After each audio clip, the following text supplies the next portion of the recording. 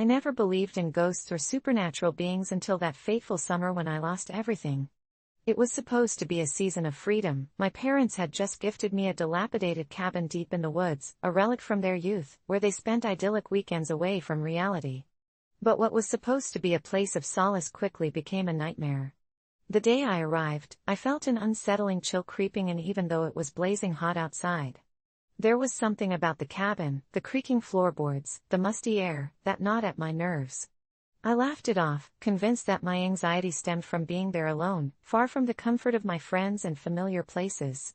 My first night started innocently enough. I made a fire outside and roasted marshmallows, reminiscing about the countless summers my parents had shared stories under the starlit sky. As darkness enveloped the woods, I felt the weight of solitude sink in, and that's when I heard it, the soft, unmistakable sound of someone whispering. At first, I thought it was a trick of the wind, but as I sat in front of the dying embers, the whispers grew sharper, clearer. "Help me." The voice was eerily calm yet laced with desperation.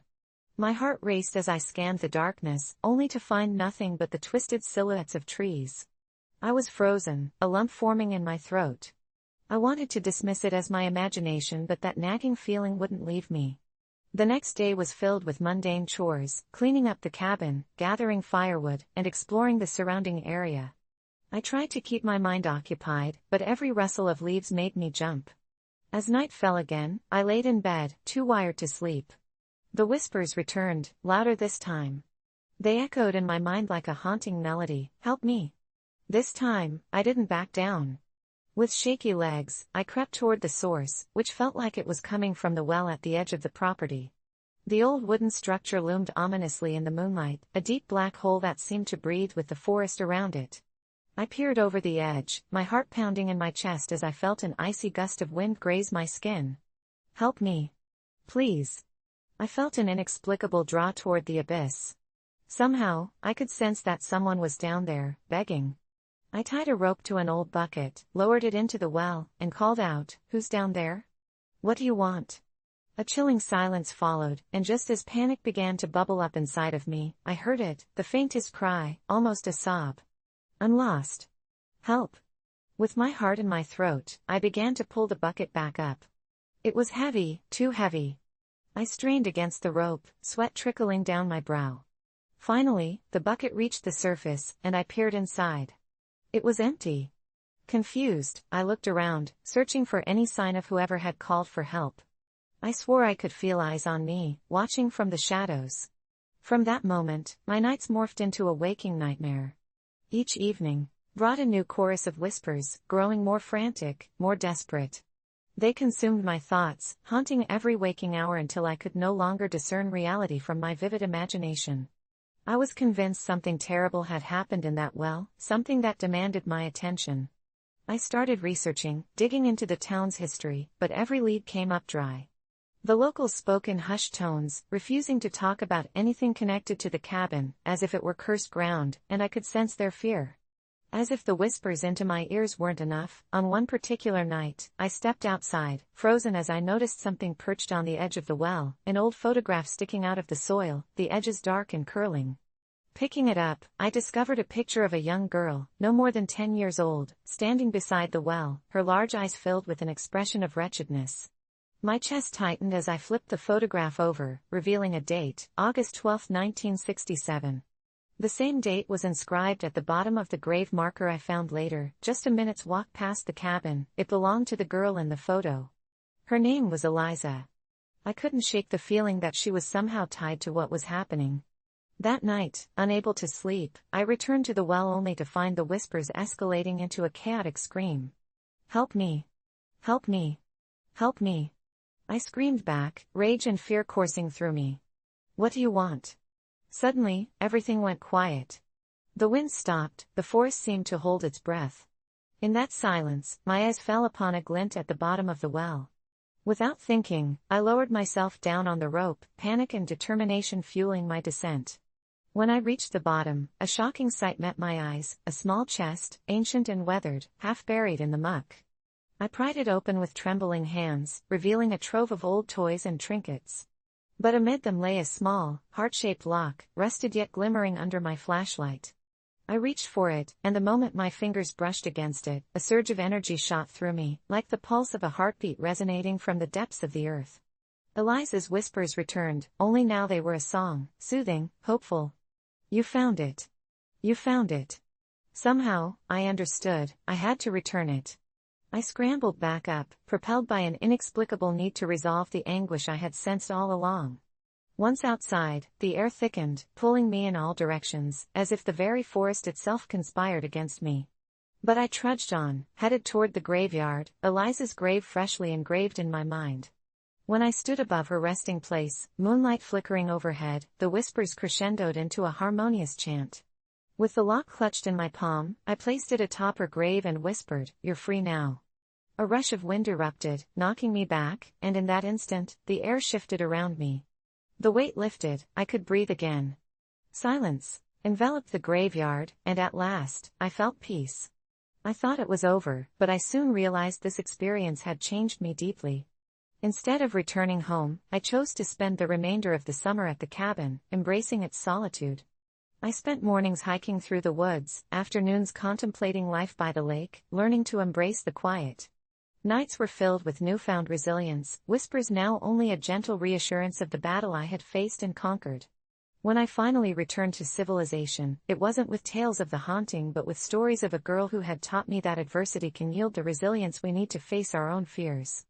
And to this day, whenever I feel lost, I remember that summer as a testament. Within each of us lies the power to confront our demons, to find solace in the echoes of our past, and to emerge stronger, forever changed.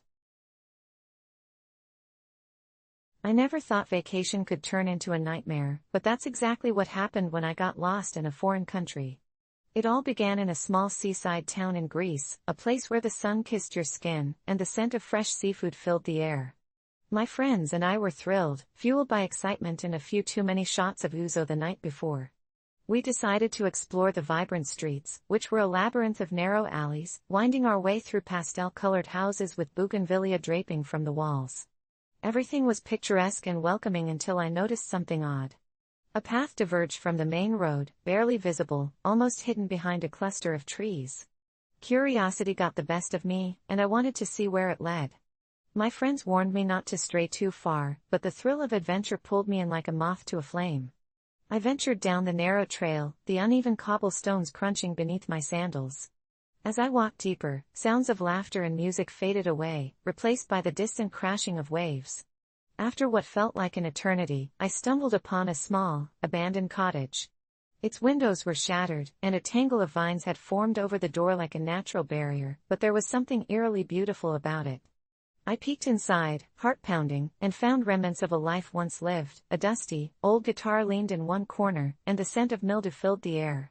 I stepped inside, drawn to the melancholy of the place, and suddenly, I felt a shiver race down my spine. It was as if something was watching me. But I brushed it off. I took a few pictures, hoping to share the discovery with my friends later. After wandering around the cottage for a while, I finally decided to head back, retracing my steps. But the path I had followed was gone. I looked around in a panic, realizing the trees that had seemed welcoming now loomed over me, twisting and turning in ways I didn't remember. I thought back to the main road and took a deep breath, thankful for the vibrant blue sky above. I began walking, but the more I walked, the more my surroundings changed. The air grew still, and an uncomfortable chill settled in. I picked up my pace, muttering under my breath, trying to ward off the panic rising within me. I called out for my friends, but only silence greeted me. That's when I heard it, a faint whisper that carried on the breeze, barely audible yet full of urgency. I froze, heart racing. It called my name in a soft, inviting tone, beckoning me deeper.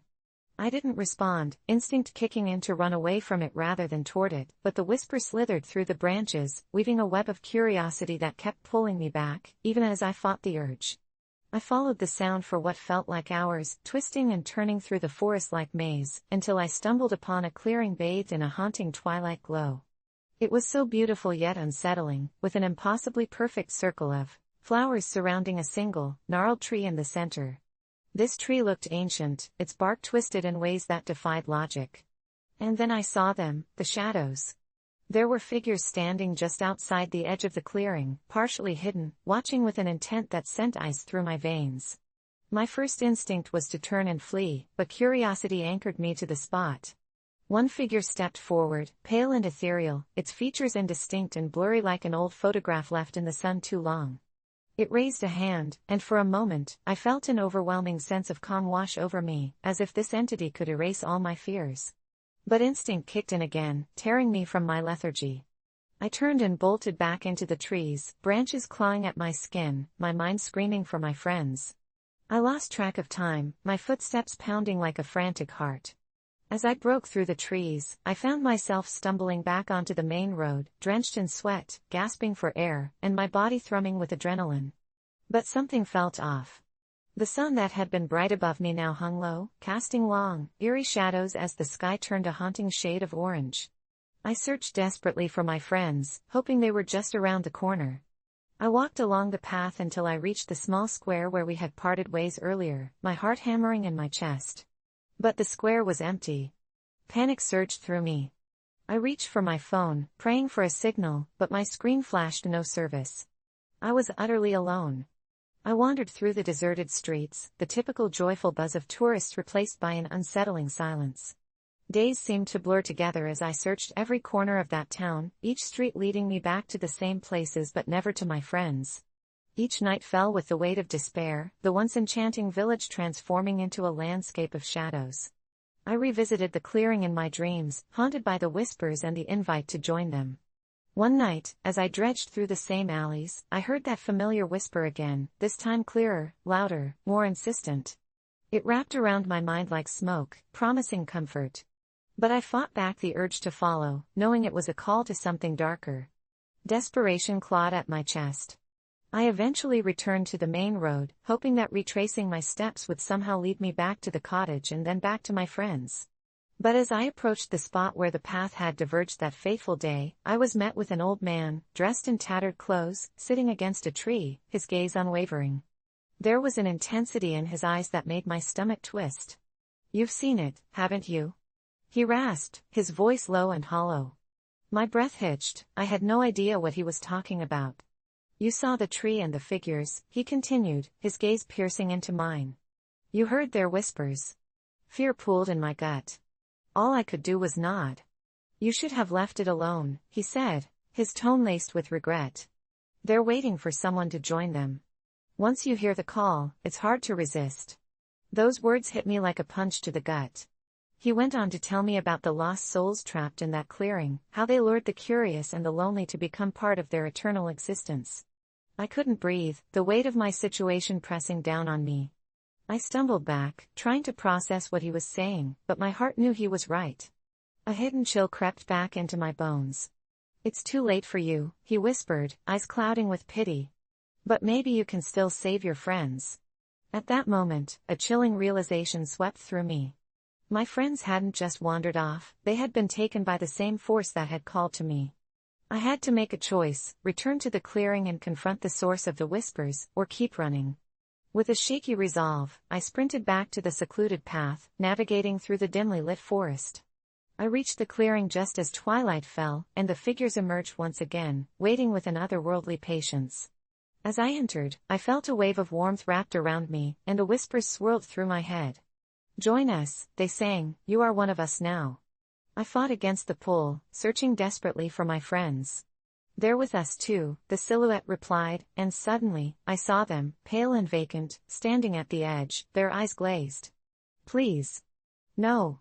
I screamed, my voice reverberating against the trees. But my cries were swallowed by the laughter that echoed through the air, pulling at my sanity. Just when it felt like all was lost, I remembered the old man's warning. I focused all my willpower on my friends. "You're stronger than this. Fight it," I shouted until my throat burned. Their heads turned toward me, the glaze of their eyes beginning to fade, a flicker of recognition shining through. I screamed their names, urging them to return to me. As I reached for them, I felt a crushing force pulling me back, ready to claim me as one of its minions. But I didn't give up. I had to fight for them, for my own survival. Every ounce of my strength was focused on breaking the spell that had them in its grasp. With one final, desperate push, I lunged forward, grasping their hands and pulling them back into reality. The shadows clawed at us, the air thick with tension, but together we broke through the barrier, collapsing in a heap at the edge of the clearing, gasping for breath. It felt like we had never left the square but somehow held on to the thread of life. We stumbled back onto the path as dawn's light broke through the trees, the darkness receding behind us like a bad dream. We didn't speak about it, but we knew we had encountered something that could never be put into words, something that shouldn't have been disturbed. We fled the town that day, the laughing shadows echoing long after we exited, a memory that would haunt us forever. I often think about that cottage and the hidden path. I wonder how many others had been lost like me and how many souls remain trapped in a never-ending dance of despair. Whenever vacation comes around again, a chill runs down my spine as I recall the whispers that beckon from the darkness, always waiting for someone curious enough to answer. But this time, I promise I'll ignore the call, even if the whispering winds try to convince me otherwise. I had always been the kind of person who thrived on routine. 9 to 5, the same desk, the same tasks, the same lunch break with my colleagues. It was predictably dull, a safe bubble I had wrapped around myself for years. I worked as a data analyst for a mid-sized tech company, and to be honest, I was content. At least, I thought I was. That was until the day I first received the email from my boss, inviting my team to a mandatory meeting about exciting changes on the horizon. The ominous tone sent shivers down my spine. As I sat in that packed conference room, I could feel the tension in the air, a thick cloud of uncertainty. The lights buzzed overhead as my boss paced before us like a caged animal, the glow of his laptop casting eerie shadows on the wall. Then he dropped the bombshell: our entire department was being restructured and half of us would be let go. In that moment, I felt the ground shift. My mind raced with possibilities and paranoia, but I kept quiet, trapping my fears behind a stoic facade. I didn't know what I would do without the security of my job, my routine. What was a life without my stable paycheck? The next few days were a blur of anxiety and doubt. I stayed glued to my laptop, endlessly scrolling job boards and sending out my resume. I felt like I was hunting ghosts, every application felt like throwing a message in a bottle into an endless ocean, and I was drowning in despair. On the first day of the layoffs, I approached my boss. "Please, I need to know if I'm safe," I pleaded, my voice quivering.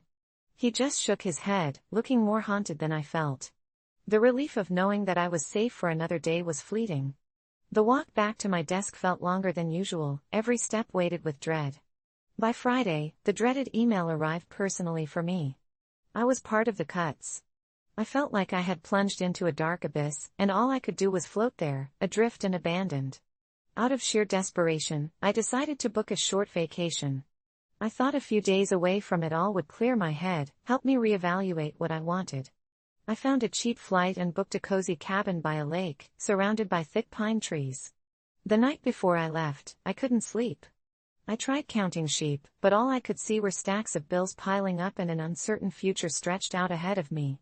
The trip itself was a haze. I spent the first day wandering the trails, letting nature's beauty wash over me. I felt the hand of dread pulling me back, reminding me at every turn that I was unemployed. That night, I sat on the porch, staring at the moonlight dancing on the water, when something inexplicable happened. I heard whispers, soft, melodic voices that seemed to beckon me. At first, I brushed it off as my imagination running wild, but the longer I listened, the more it felt real. I stood up, my feet moving of their own accord, leading me through the woods towards the source of the enchanting sound. I stumbled upon a gathering of people, dressed in flowing garments, illuminated by lanterns hanging from the trees. They were singing, dancing, and the energy felt electric. I wanted to turn back, to return to my cabin, but something compelled me to stay. I stepped closer, blending into the shadows, and watched. They didn't notice me, lost in their joy, but I felt an overwhelming wave of freedom and joy in their celebration. They reached out as if inviting me to join them, but an invisible barrier kept me at a distance. Just when I thought I'd turn and run back to my cabin, one of them caught my eye, an older woman with silver hair, her face like a map of stories untold. She smiled at me, and all of my fears, worries, and doubts suddenly faded. Suddenly, I heard her voice, soothing and melodic, cutting through the chaos of my mind. "Embrace change, dear one. Let go of what you cling to so tightly." Her words washed over me, and for a few seconds, the world around me faded to silence. I felt as though I were floating, caught between the earth and the sky, dangling in the balance of something greater. But just as quickly as it came, the moment was gone. I blinked, and the gathering had vanished, replaced by the stillness of the woods. I stumbled back to my cabin, shaken but oddly inspired. For the first time in weeks, I didn't feel lost. I felt a spark of something new stirring within. Back home, I made a decision. No more safety net, I was going to embrace the uncertainty. I signed up for a coding boot camp, something I'd never considered before. I dedicated every waking hour to learning and growing. Slowly, I transformed that tangle of fear into a new passion, finding solace in the art of programming.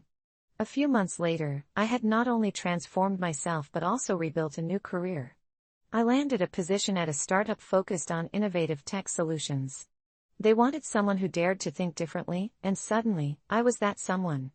I met people who were as excited about change as I was, who thrived in the unpredictability of life. They didn't just survive, they lived. In hindsight, I believe I was never meant to stay comfortable, constrained behind a desk, in a job that didn't ignite passion in my soul. I learned that change is a painful yet beautiful part of life, a shift that can carry you to places you never dreamed of going. And I often think back to that gathering in the woods, the beautiful voices that sang songs of freedom and transformation. They were right, you must let go of what holds you back to embrace what lies beyond. Now, I find myself in a world of endless possibilities, looking forward to every unfolding chapter. Through that night, I learned that change doesn't have to be something to fear, it can open doors to the dreams we never thought were possible. I could hear the rain tapping against the window as I sat at the edge of my bed, scrolling through my phone, trying to drown out the nagging feeling in my gut. Sarah had been my best friend for years, and for most of that time, I felt like we shared everything, laughs, secrets, even those awkward moments that only best friends can relate to. But lately, something had changed. It was like a shadow had stretched itself over our friendship, and I couldn't figure out why. The more I thought about it, the more anxious I became. The last few times I had hung out with her, she seemed distant, caught in her own world, and for me, it was painful to watch. Today, she had invited me over, and I felt like it was finally time to address the elephant in the room. I arrived at her place just as the rain began to pour harder, an uninvited reminder of the storm brewing in my chest. I knocked on the door, and after what felt like an eternity, she opened it, her hair damp and disheveled, her face showing signs of fatigue. "Hey," she said, forcing a smile that barely met her eyes. I stepped in, the warmth of her apartment wrapping around me like a blanket, but it didn't warm my heart. We made small talk for a few moments, but the words felt empty. I could feel the tension crackling between us, and I knew I had to break the spell. "Sarah, can we talk?" I said, my voice shaky. She looked at me, her expression shifting from surprise to concern. "Yeah, of course," she replied, leading me to the living room. We settled on opposite ends of the couch, the distance between us feeling almost insurmountable. I took a deep breath, deciding to take the plunge. "I've noticed you've been different lately. Is something going on that you want to share?" Her eyes flickered with a pain that made my heart sink, and for a moment, I thought she might just shut down. But then, she sighed and looked away towards the rain-soaked window. "I guess I've just been feeling overwhelmed," she said quietly. "Life has thrown a lot at me lately, and I didn't want you to worry." I shifted slightly, trying to catch her gaze, but she was lost in her own thoughts. "You're my best friend, Sarah. You don't have to go through this alone. I want to help you. Please don't shut me out."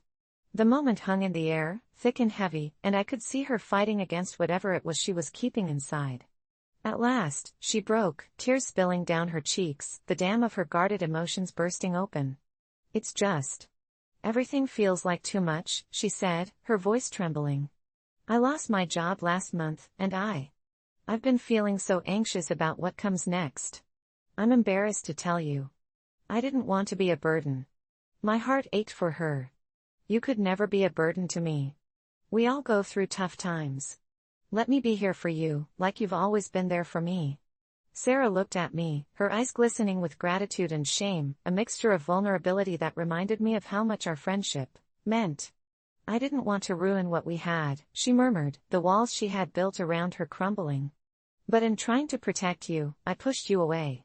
The truth of her words hit me hard, and I realized that in my pursuit to be strong for her, I had started to build walls of my own, walls that kept me from truly seeing her struggles. It's okay to not be okay, I said gently. We can lean on each other. You're allowed to feel this way. We spent the next several hours talking, sharing raw feelings and heartaches we had both buried under laughter and light banter. Sarah told me about her fears of job hunting, her long-standing battle with anxiety, and how she had felt like she was losing herself in the chaos of it all. I shared my own insecurities, my worries about failures, about feeling lost in my own life. The rain continued to pound against the window, but inside, the air was thick with catharsis and understanding. We were peeling back layers we had kept hidden, and with every confession that left our lips, I felt a bond rekindling, the fire of our friendship reigniting with a warm glow. By the time the sun began to set, casting a golden hue in the room, the conversation shifted from despair to hope. We made plans to support each other in our respective journeys, agreeing that vulnerability was not a weakness, but a strength that could only serve to deepen our connection. Thank you for pushing me, Sarah said as we hugged tightly, tears still coursing down her cheeks but now mixed with smiles. I always felt like I had to carry all this alone, and now I realize I don't. I pulled back, looking into her eyes, knowing I had made the right choice. You're never alone, I promised. And if we get through this together, we can face anything life throws at us. That night, as I lay in bed, I reflected on how a difficult conversation had transformed our relationship. The storm outside had calmed, and along with it, the tempest of emotions inside us both had ebbed and flowed into a gentle river of understanding. Sarah and I had always been close, but now we were bonded by something deeper, something that came from honesty and the willingness to confront our own vulnerabilities. I fell asleep with a lighter heart and the images of our talks replaying in my mind, knowing that what had started as a struggle had turned into a reminder that true friendship endures through the darkest storm. The rain had washed away our barriers, leaving behind a stronger bond where love and authenticity flowed freely. When I stood up for a cause, a meaningful protest, it was just an ordinary Thursday evening when the notification pinged on my phone, vibrating against the worn wooden table, interrupting my half-hearted attempt at finishing my paper on climate change. A local activist group had posted an urgent call to action, a peaceful protest scheduled for Saturday afternoon in front of the town hall. They were rallying against the recent approval of a controversial pipeline project that would tear through our small town, bringing with it a slew of environmental risks and the potential for disaster. I hadn't been active in civic matters since college, but something about the urgency in their post struck a chord deep within me. Maybe it was the vision of oil spills in our pristine rivers or the thought of my niece playing in toxic playground soil someday. I decided then and there that I would attend, feeling both a thrill of resolve and a twinge of anxiety as I thought about standing shoulder to shoulder with strangers. Saturday came faster than I expected, and I found myself wearing a thrifted shirt that read, "Earth First." As I mingled with a sea of like-minded individuals. The atmosphere was electric, people of all ages braided together by a common goal. I felt nervous, yet strangely empowered, as we rallied behind a banner that said, "Protect our home." As noon approached, a sense of unity spread amongst us, punctuated by chants and the sound of drums that reverberated against the brick walls of Town Hall. But just as I began to feel comfortable, the air shifted. A trail of black SUVs rolled up, and I was struck by an uneasy feeling as the occupants emerged, men in expensive suits, flanked by a squad of security personnel. They strode confidently towards our crowd, and just like that, the atmosphere transformed from jubilant to tense. My heart raced as I realized they were the corporate lobbyists, the architects of the disaster we were protesting against. They didn't come to debate, they came to intimidate. That's when something snapped inside me. I had spent my life letting fear dictate my choices, but now, with everything at stake, I refused to cower. Biting back my fear, I stepped forward, my voice shaky yet cutting through the clamor. "We won't let you destroy our home," I shouted, my heart pounding in my chest. The crowd hushed for a split second, surprised at my audacity. Then, as if that single spark ignited a fuse, others began to chant with me, louder and louder until it felt like we were an unbreakable wave crashing against their wall of suits. I could see their expressions shift, they were taken aback, perhaps underestimating the resolve that could bubble up from ordinary people like us. But then, they smirked, as if they had seen it all before and had a plan ready. One of the men stepped forward, hands raised as if to calm us. "This is unnecessary," he said, his voice oozing condescension. "The project is already approved. It's out of your hands now." His arrogance infuriated me but fueled the fire in my belly. I didn't know what to do next, but I knew we couldn't back down. We had to push back harder. As we held our ground, a few others joined me at the forefront, emboldened by my words. "Stand with us," I called, and amidst the chants, a transformation happened. This protest morphed into something more than just a demonstration. This was a fight for our lives, our clean air, our kids' futures. Our passion turned visceral, and worry morphed into righteous anger. I spotted a spray bottle with bright pink paint near one of the drums, and in a sudden act of desperation, I snatched it up and splattered the pink goo across the pristine white sign of the corporate lobbyists. "This is what you're doing to our planet," I yelled, heart racing as the crowd erupted in cheers. My reckless act of vandalism shot adrenaline through our ranks, transforming the atmosphere again, transmuting dismay into action. Before I knew it, others were taking up paint, and suddenly the lobbyist's pristine sign turned into a canvas of solidarity and strength. The men in suits turned visibly agitated, their polished facade lost to the chaos of our shared defiance. One of them, the one who initially spoke, stepped closer, jaw clenched, ready to retaliate. But I held my ground, voice steady as I shouted, "You can't silence us. We will not stand by while you destroy our home." The firm resolve in my words seemed to make him hesitate. Maybe it was the tenacity in our voices, or perhaps he just realized he was outnumbered. It was at that tense moment that sirens wailed in the distance, echoing down the empty street. My breath caught in my throat as the protesters' chants reached a fever pitch. Police arrived, their faces a mixture of disbelief and confusion as they assessed the situation before them. More suited men surrounded by security officials glared daggers at us, and tensions flared. "This is a peaceful protest," I called out, championing the spirit and intent of our movement, hoping the officers would recognize our cause rather than criminalize our passion. The officers looked at the usually docile crowd of citizens, transformed into a passionate wave of fervor, and decided to hold their ground. They didn't approach us as aggressors but rather stood by, observing as we became a chaotic symphony of voices. The environment felt alive, charged with a mix of adrenaline and fear that rose with every chant, every splash of paint. As we engaged with the lobbyists, fueled by a desire to protect our land, I felt myself becoming part of something larger than I ever anticipated. The corporate men attempted to interject again, their arrogance now replaced with annoyance, but at that moment, our voices harmonized into a battle cry that drowned them out. Our shouts became a shield, protecting us from their disdain. When they realized their efforts were futile, they conferred in bitter tones, clearly exasperated by our resilience.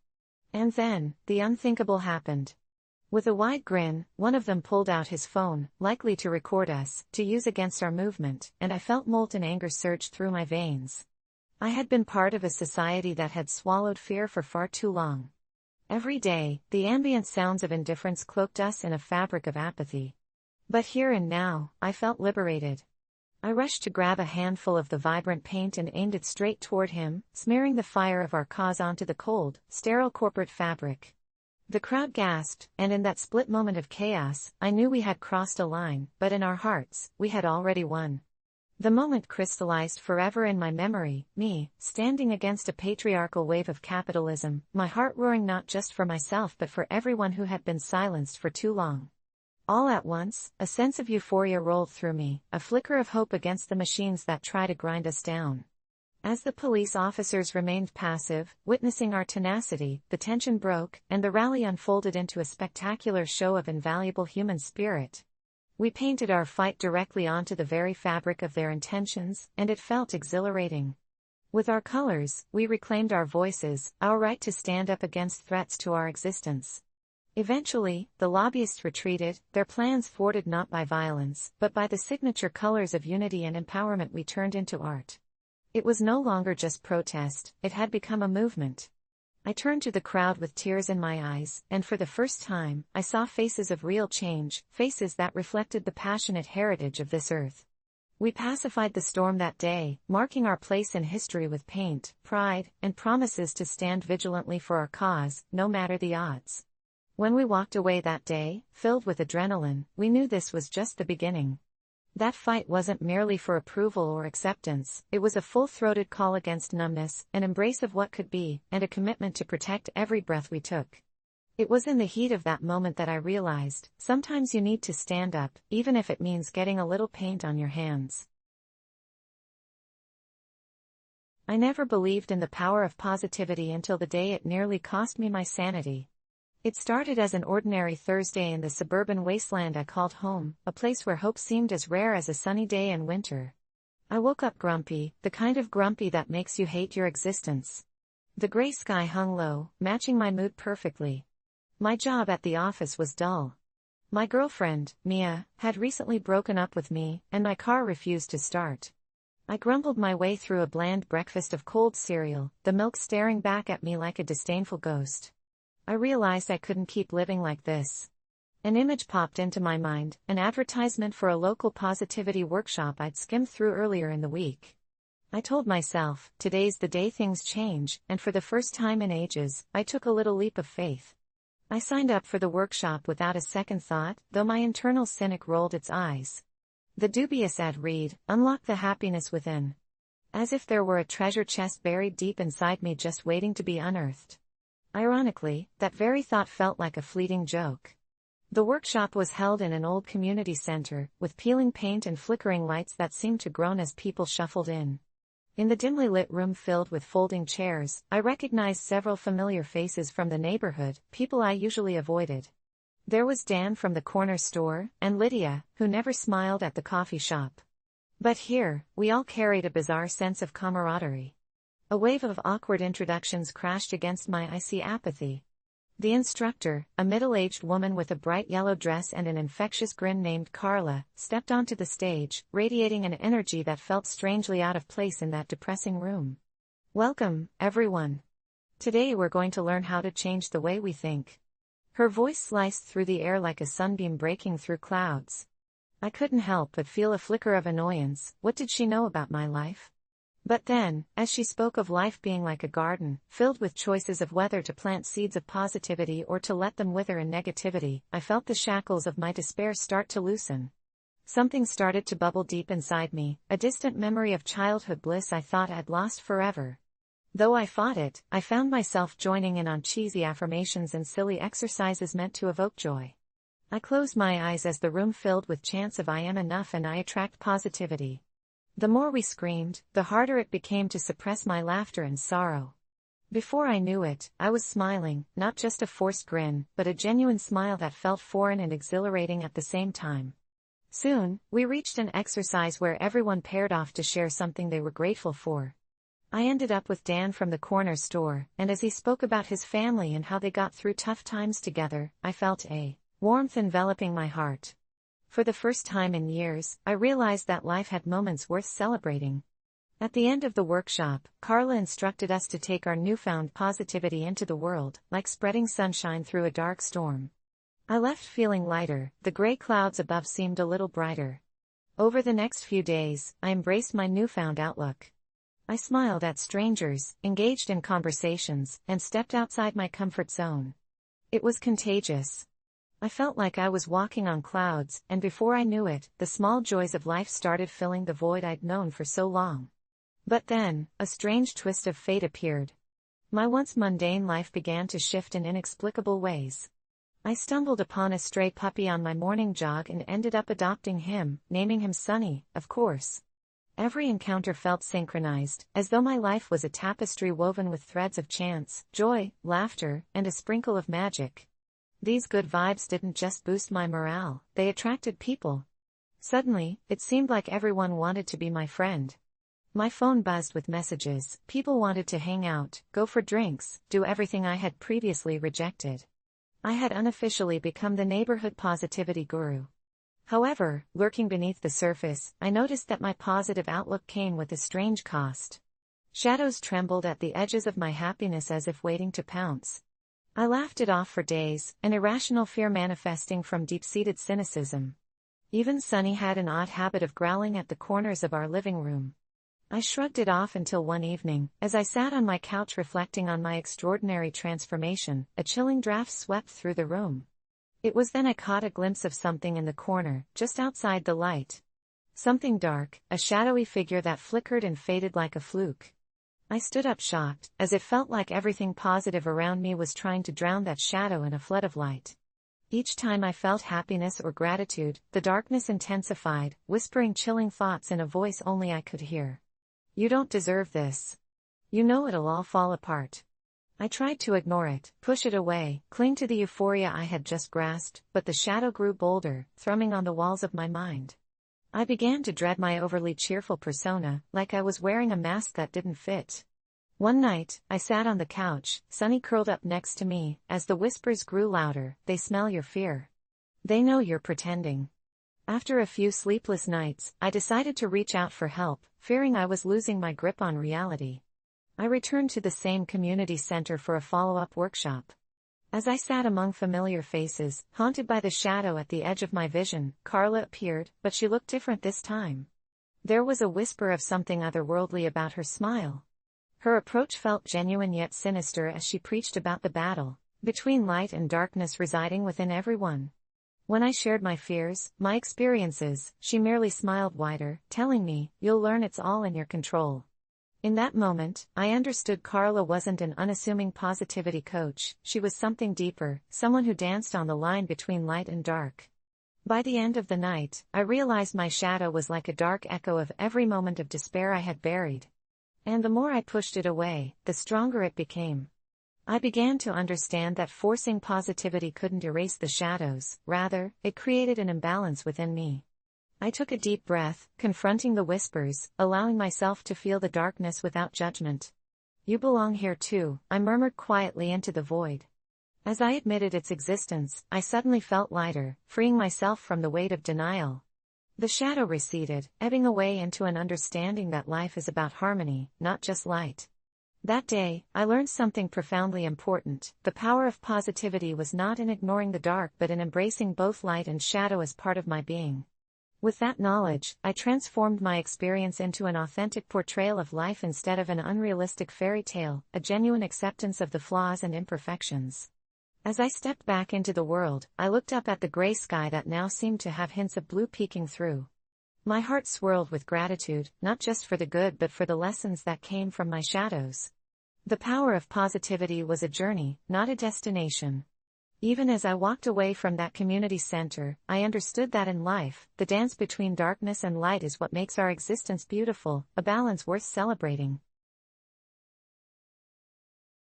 I used to live a life filled with distractions, always moving from one thing to the next without ever really stopping to appreciate what was in front of me. I was consumed by the idea of productivity, the incessant need to check my phone and scroll through social media, to reply to emails and rush from one commitment to the other. My friends would joke that I had a one-track mind, always buzzing with a million thoughts but never fully present.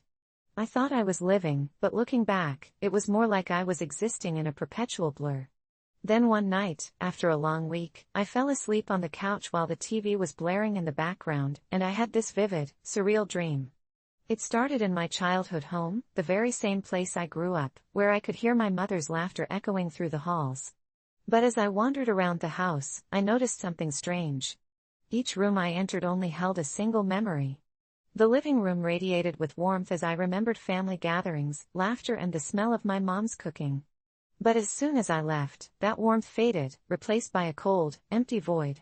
I went to my old bedroom, and there was my childhood self, sitting on the floor surrounded by toys and books, but the moment I tried to reach for him, he vanished, laughing as if I'd missed something precious. The dream shifted then, and suddenly, I was in a crowded city street. People rushed past me, their faces blurs of anxiety and determination. I felt invisible, an unwanted observer floating through an ocean of urgency. I tried to call out to them, to warn them of something looming, but my voice was swallowed by the chaos. Then, a figure caught my eye. A woman sitting calmly on a park bench, entirely at peace amidst the madness. I approached her, desperate to understand her stillness. "Why are you so calm?" I asked. "Everything feels so urgent." She looked at me with a serene smile and said, "Because I know how to be present." I felt a wave of frustration wash over me. "What does that even mean?" I replied. She gestured to the world around her. "Each moment is fleeting but profound. If you can embrace the here and now, everything changes." Her words reverberated inside me, but before I could ask more, she faded away, dissolving into the city's cacophony as I snapped awake, heart racing and covered in sweat. That day, something shifted deep within me. I realized, for the first time, that maybe I had been robbing myself of life's beauty, constantly racing toward an unreachable future. I decided to embark on a journey to learn the importance of being present. I began by practicing mindfulness, setting aside time each day to meditate and simply breathe. At first, it felt awkward and forced. My mind would drift to the grocery list or what I had to do at work the next day, but gradually, I found a rhythm.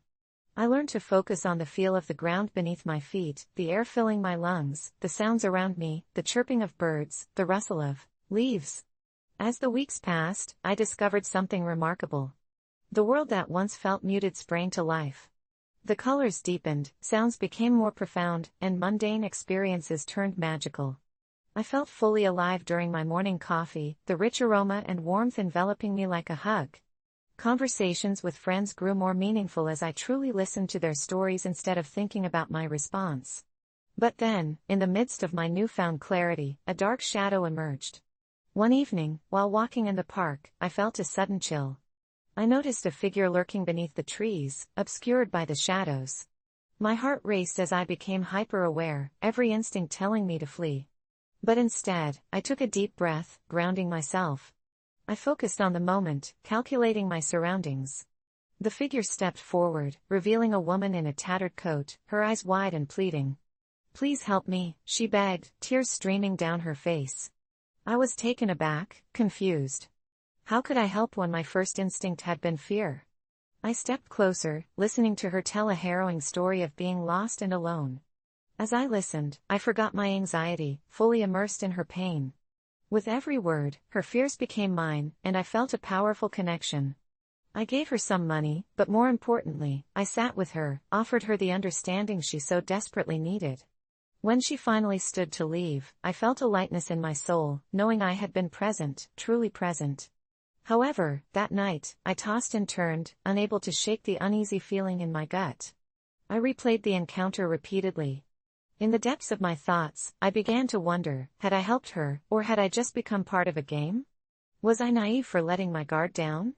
The next day, I decided to return to the park, half hoping to see her again and half terrified of what might happen.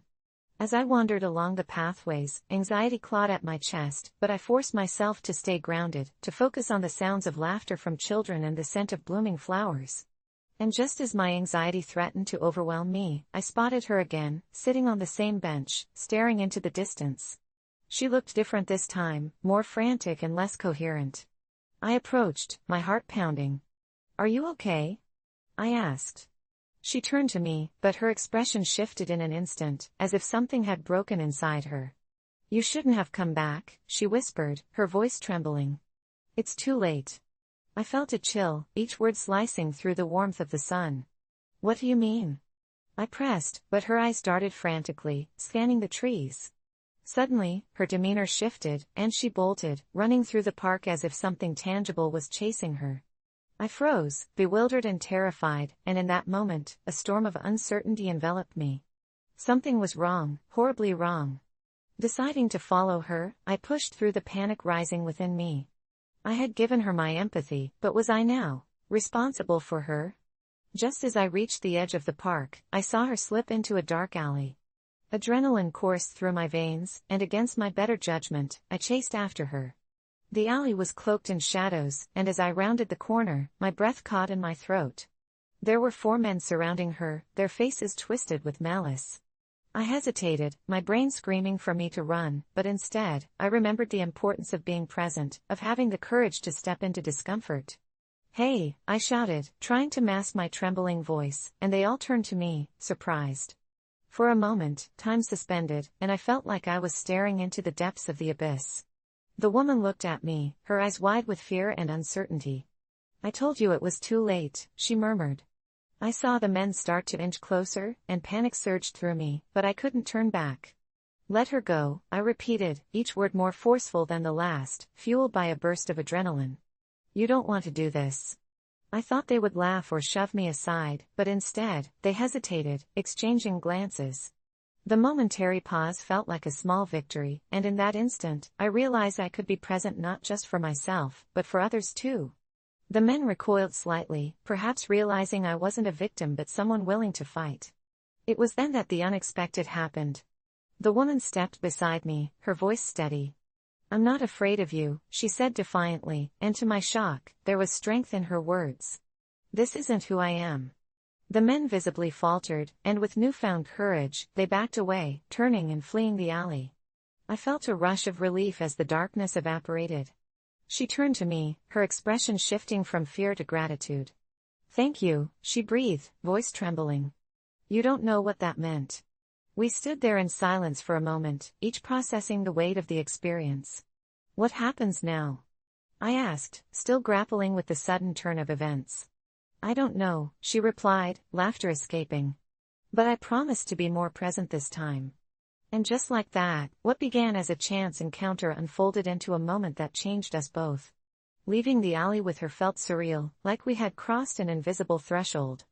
We sat on a nearby bench, sharing our stories, discovering the raw beauty and vulnerability. I realized that being present was more than just mindfulness, it was also courage to step into the unknown, to connect deeply with the lives of others. As I navigated these dark alleys of life, I learned the profound lesson of being here, of wrapping myself in every moment. As the weeks turned into months, I began to cultivate relationships, not just surface-level connections, but real, deep bonds based on shared experiences and lived moments. It was during this journey that I also discovered the importance of letting go, of my past, of fears, and of the compulsion to always be in control. The shift in my perspective illuminated my life, and I found joy in the smallest things, like the way sunlight danced on the leaves or the sound of laughter in the distance. I had learned how to breathe and truly savor the gift of being alive. But then, one day, months later, something jolted me back. While riding the train home, I saw a headline on a newspaper that sent an icy shiver through me. It seemed that the woman I had helped in the alley had been found dead a month after our encounter. She had become a victim of violence, and it struck me hard. I felt guilt wash over me, wrestling with the knowledge that I hadn't saved her. Even though I had been present that day, it hadn't changed the reality of her struggles. But then I remembered our conversation and how present she had been, embracing every moment she'd had left. The world spun wildly as my emotions collided.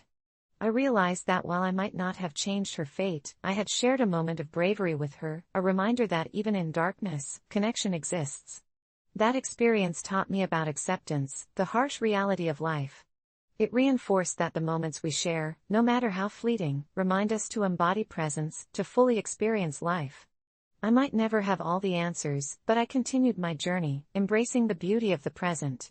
The importance of being present is more than just being aware, it's recognizing the lives around us, how we can impact each other and embrace the fleeting moments. Today, I no longer scroll mindlessly or rush through life. I stopped existing and began truly living. And as I do, I carry that woman's lesson with me, a testament to the beauty found in the connection and courage to embrace the present. I never believed in taking time for myself. I was the kind of person who thought self-care was a joke. I'd see articles about meditation, bubble baths, and journaling, and I'd roll my eyes. Who had time for that? My job at the accounting firm consumed my life, and I prided myself on being the hardest worker in the office. My colleagues would stay late, but I'd be the last to leave, preparing financial reports and staring into my screen like a digital zombie. Over the years, my health started to decline. Headaches became a constant, my back hurt from hours hunched over the keyboard, and the endless cycle of caffeine and stress was the only rhythm my body knew. Then came the night that altered everything. It started as a regular Tuesday. I was slated to finish up a month's worth of financial statements when a storm rolled in, heavy rain lashing against the office windows. Thunder rumbled ominously in the distance. My coworker, Marissa, a bubbly woman who always pushed me to join her for yoga sessions, glanced at the storm with concern. "You should take a break, Ryan. It's getting pretty bad out there." I shrugged her off, announcing I'd be fine. A soft whistle passed through the drafts of the office. "You're working too hard, you know. Burnout's a real thing." I waved her off, and she begrudgingly returned to her desk with a resigned sigh. Hours crawled by, shadows growing deeper as the sky darkened. I was lost in an Excel spreadsheet when the lights flickered and went out. A citywide blackout had left our office in uncomfortable darkness. The sound of the storm grew louder, the wind howling through the cracks. Great, I thought. Just my luck. I'm stuck here in this miserable place with no power, forced to contend with my thoughts. As I checked my phone for any signal, I saw a few missed messages. Marissa had texted, asking if I was okay, but there was no point in replying. I was fine. Then the temperature dropped like a stone. I pulled my jacket tighter around me and decided to check the windows. As I walked across the darkened office floor, the shadows danced in strange shapes, and the wind howled outside like a pack of wolves. It's just the storm, I told myself firmly, trying to rid my thoughts of absurd images of paranormal entities. I reached the window, pushing against the cold glass. I could hardly see through the rain, only flashes of lightning illuminating my dim office. I suddenly felt a shiver, not from the cold, but a prickle of fear that rippled down my spine. Something didn't feel right. I turned back towards my desk, but my movement froze in place. Out of the corner of my eye, something dark seemed to flicker on the opposite wall. I squinted, blinking at the shapes that slipped in and out of the shadows. The fear tightened in my stomach, but I brushed it off as my imagination running wild. No one else was in the office, maybe I was just tired. Just as I turned back towards my desk, my phone vibrated in my pocket, making me jump. I pulled it out, seeing a message from Marissa, "Ryan, please leave. You shouldn't be alone." I rolled my eyes, the usual bravado rising again. I didn't need to listen to her. I was going to finish my work. I flipped my phone back into my pocket and tried to ignore the growing sense of dread. The light pulses of lightning illuminated the entire office, casting eerie shadows that seemed to breathe. I turned my back to it and concentrated on my work. I was writing up a particularly complex entry when all at once, the silence of the storm shattered with a loud crash. My heart thundered in my chest as I turned back to the window, the glass rattled violently. Overhead, darkness loomed, pressed against the walls of the structure while the howling wind twisted into something almost human, calling out to me. Was I losing my mind? I forced myself back to work, but the shadows at the corner of my eye grew more persistent. A flicker here, a silhouette there. Each crack of thunder was accompanied by a resounding whisper that echoed in the silence, urging me to turn and look. "Ryan, get out." The voice was soft yet insistent, resonating with a gnawing insistence that tugged at my gut. Finally, I couldn't take it anymore. I stood up abruptly, the chair scraping against the floor, and shouted out into the dark office, "Is someone there?" Of course, no one answered. My heart raced as a shiver of true terror coursed through me. I couldn't ignore it any longer. I grabbed my bag and headed toward the emergency exit, determined to leave. As I turned, I heard a distinct sound, a light laugh that shouldn't have been there, echoing from the corner of the room where the shadows twisted like living things. I froze, every instinct telling me to run. But my curiosity was stronger. I slowly approached the source, heart hammering against my ribcage, only for everything to go dark. The lights flickered back to life, illuminating the stark room, but there was no one there. A chill ran down my spine as I stumbled back to the exit, pushing against the door as panic gripped my throat. It swung open with a release, and I ran. I hurried down the dimly lit hall toward the stairwell, every instinct screaming at me to get to safety. As I descended, I could hear whispers echoing behind me, calling my name in soft tones that felt both familiar and sinister. "Ryan, come closer. We're waiting for you." The moment I stepped outside, I was hit with the cold rain. The storm had weakened, but the memory of those whispers lingered like fog. I stumbled into my car, locking the doors and breathing heavily. I couldn't shake off the feeling that something had broken within me that night. Once home, I tossed my bags aside and collapsed on the couch, drenched in cold sweat. I could still hear the whispers, deep in my mind, clawing at me. The next day, I told Marissa what happened, and she looked horrified. "Ryan, this isn't normal. You haven't been taking care of yourself. You need to slow down. Your mind is starting to fracture." Her words struck something deep within me, a truth I could no longer deny. For days, I wrestled with the truths that haunted me. I was constantly exhausted, on the verge of collapse, and I had ignored the simplest of all human needs. I began taking small steps. I meditated when I woke, allowing myself just 5 minutes in silence. I swapped coffee for herbal tea, enrolled in a yoga class, and took long walks in the park. The world blossomed before me, each moment unspooling in vibrant color. I felt myself beginning to heal as I took more time to care for who I truly was. I learned to listen to my body, the whispers of the past quieted as my spirit rebuilt itself. Months passed, and I thought I was finally free, until one late evening while cleaning out my office closet, I found an old notebook I used to jot down thoughts. I flipped through it, memories flooding back. But as I read my own handwriting, a chill ran through my body. Scrawled on the last page, in strange slanted letters, were the last words I'd written before that horrid night: "I think it's coming for me." I slammed the notebook shut and rushed to my closet, but the shadows twisted again, and for a haunting moment, I felt that warm whisper return. "Ryan, come closer." The shadows coiled tighter around me, wrapping their fingers across my mind, but I clenched my jaw, teleporting back to those days where my life had revolved around work. I'd defeated the shadows once, and I would do it again. I allowed the warmth of my self-care routine to wash over me. Each meditation, every yoga class, every hour spent in quiet reflection required a fight against those sinister whispers. The journey had shown me what I truly needed. Not just power, stability, or work, but peace. And now, as I faced the darkness again, I knew that I was stronger than the whispers that haunted me. I discovered the importance of self-care, and I was never going back.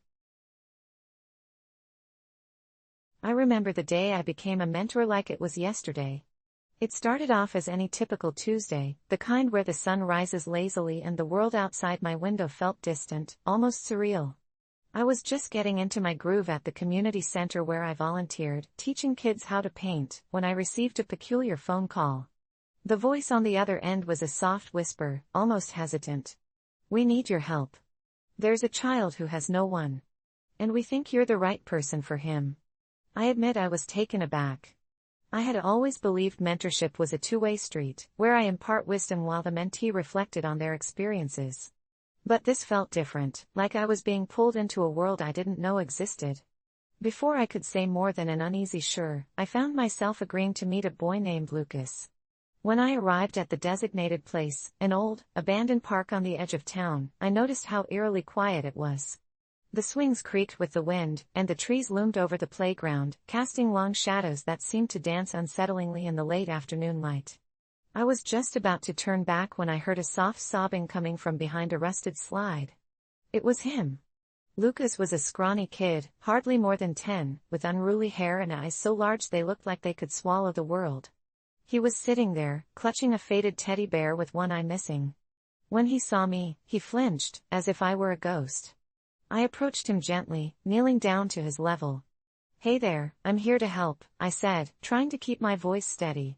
It took a moment, but he eventually opened up, each word tumbling out like the last leaves of autumn. Lucas told me he felt invisible, lost in his own home, surrounded by people who didn't seem to notice his struggles or fears.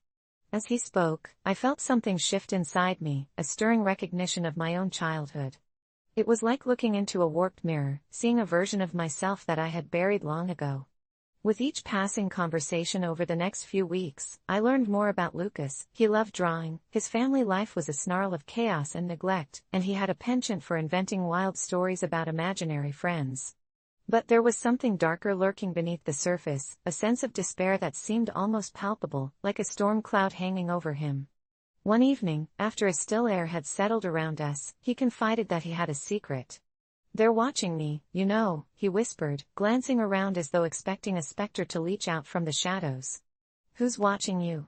I pressed, my heart racing out of dread for what I might hear. "The shadows.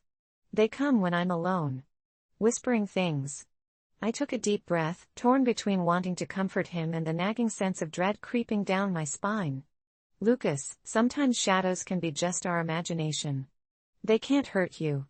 But he shook his head vehemently, with eyes that burned with unspoken terror. "You don't understand.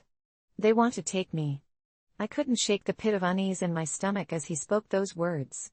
As a mentor, I was supposed to guide him, instill hope, yet here I was, feeling an echo of his fear creep into my bones.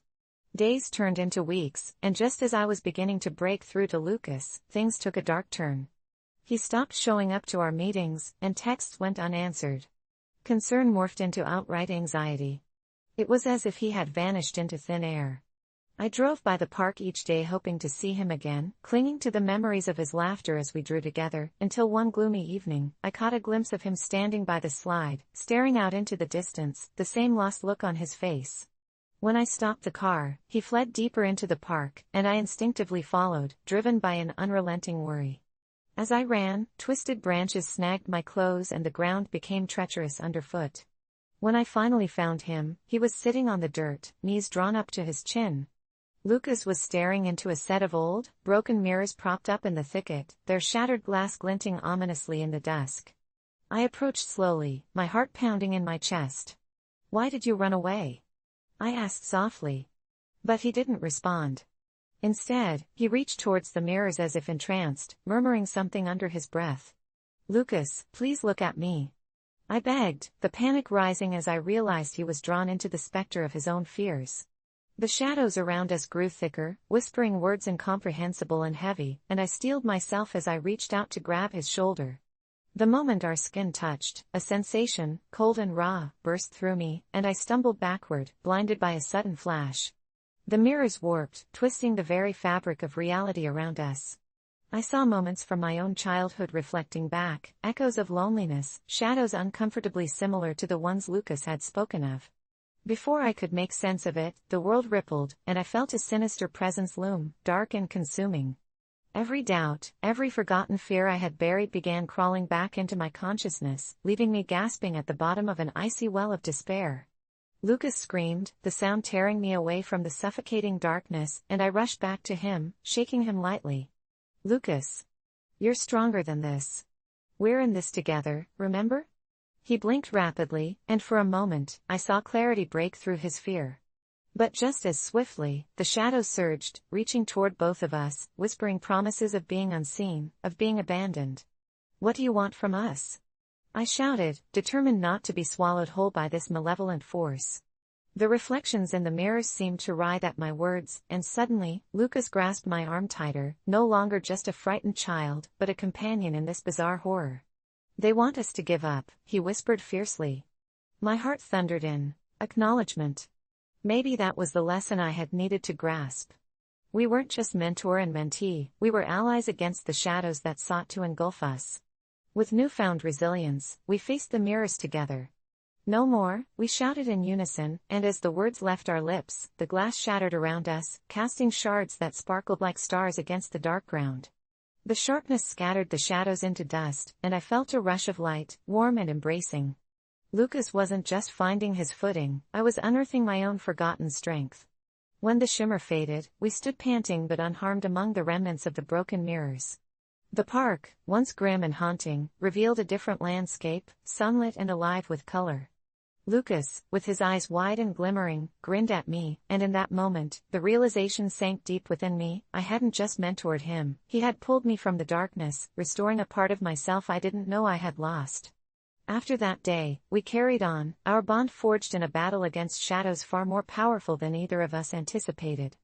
Everything changed after that. Lucas flourished in ways I could have only hoped.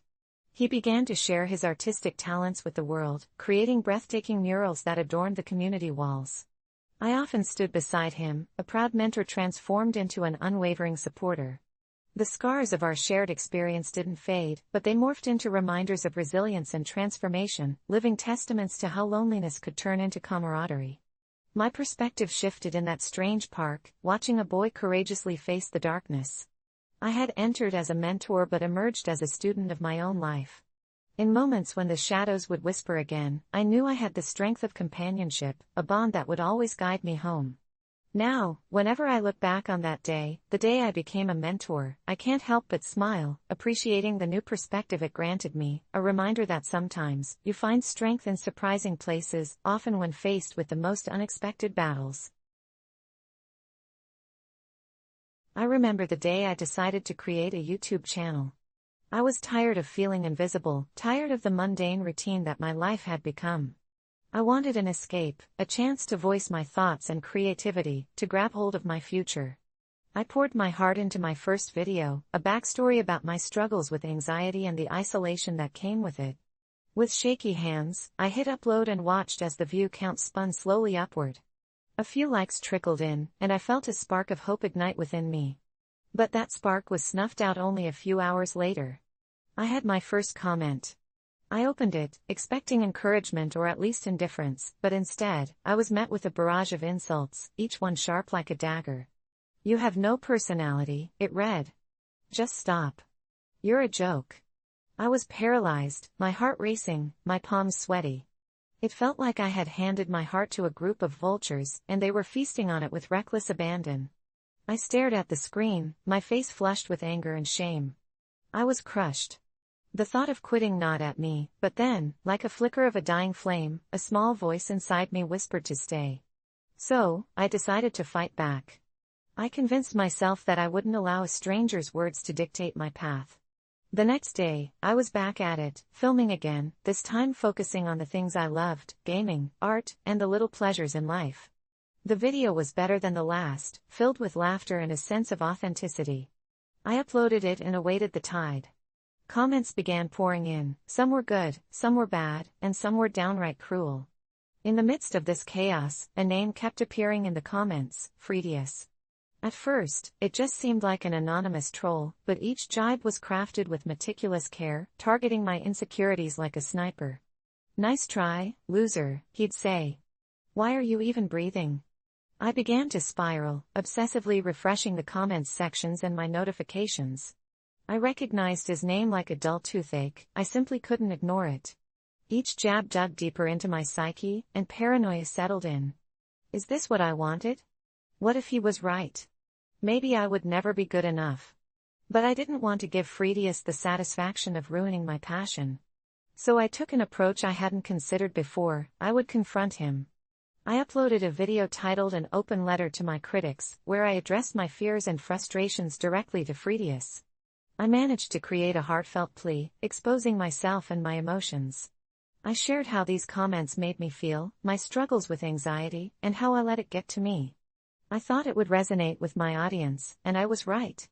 The video gained traction, more likes and shares than I'd seen before. Initially, I felt the sweet taste of triumph, but then came the backlash. Fredius struck again. He replied with a video of his own, and I felt my heart drop. Watching that video was like standing on the edge of a cliff, knowing you can't take a step back. He tore into me with a vitriol I wasn't prepared for. "Look at this pathetic loser begging for sympathy," he said, with a smug grin plastered across his face. "You think we care?" And just like that, I was plunged back into despair. My thoughts spiraled, and it felt like I had stepped into a dark void. The comments, the likes, they all began to fade at rapid speed.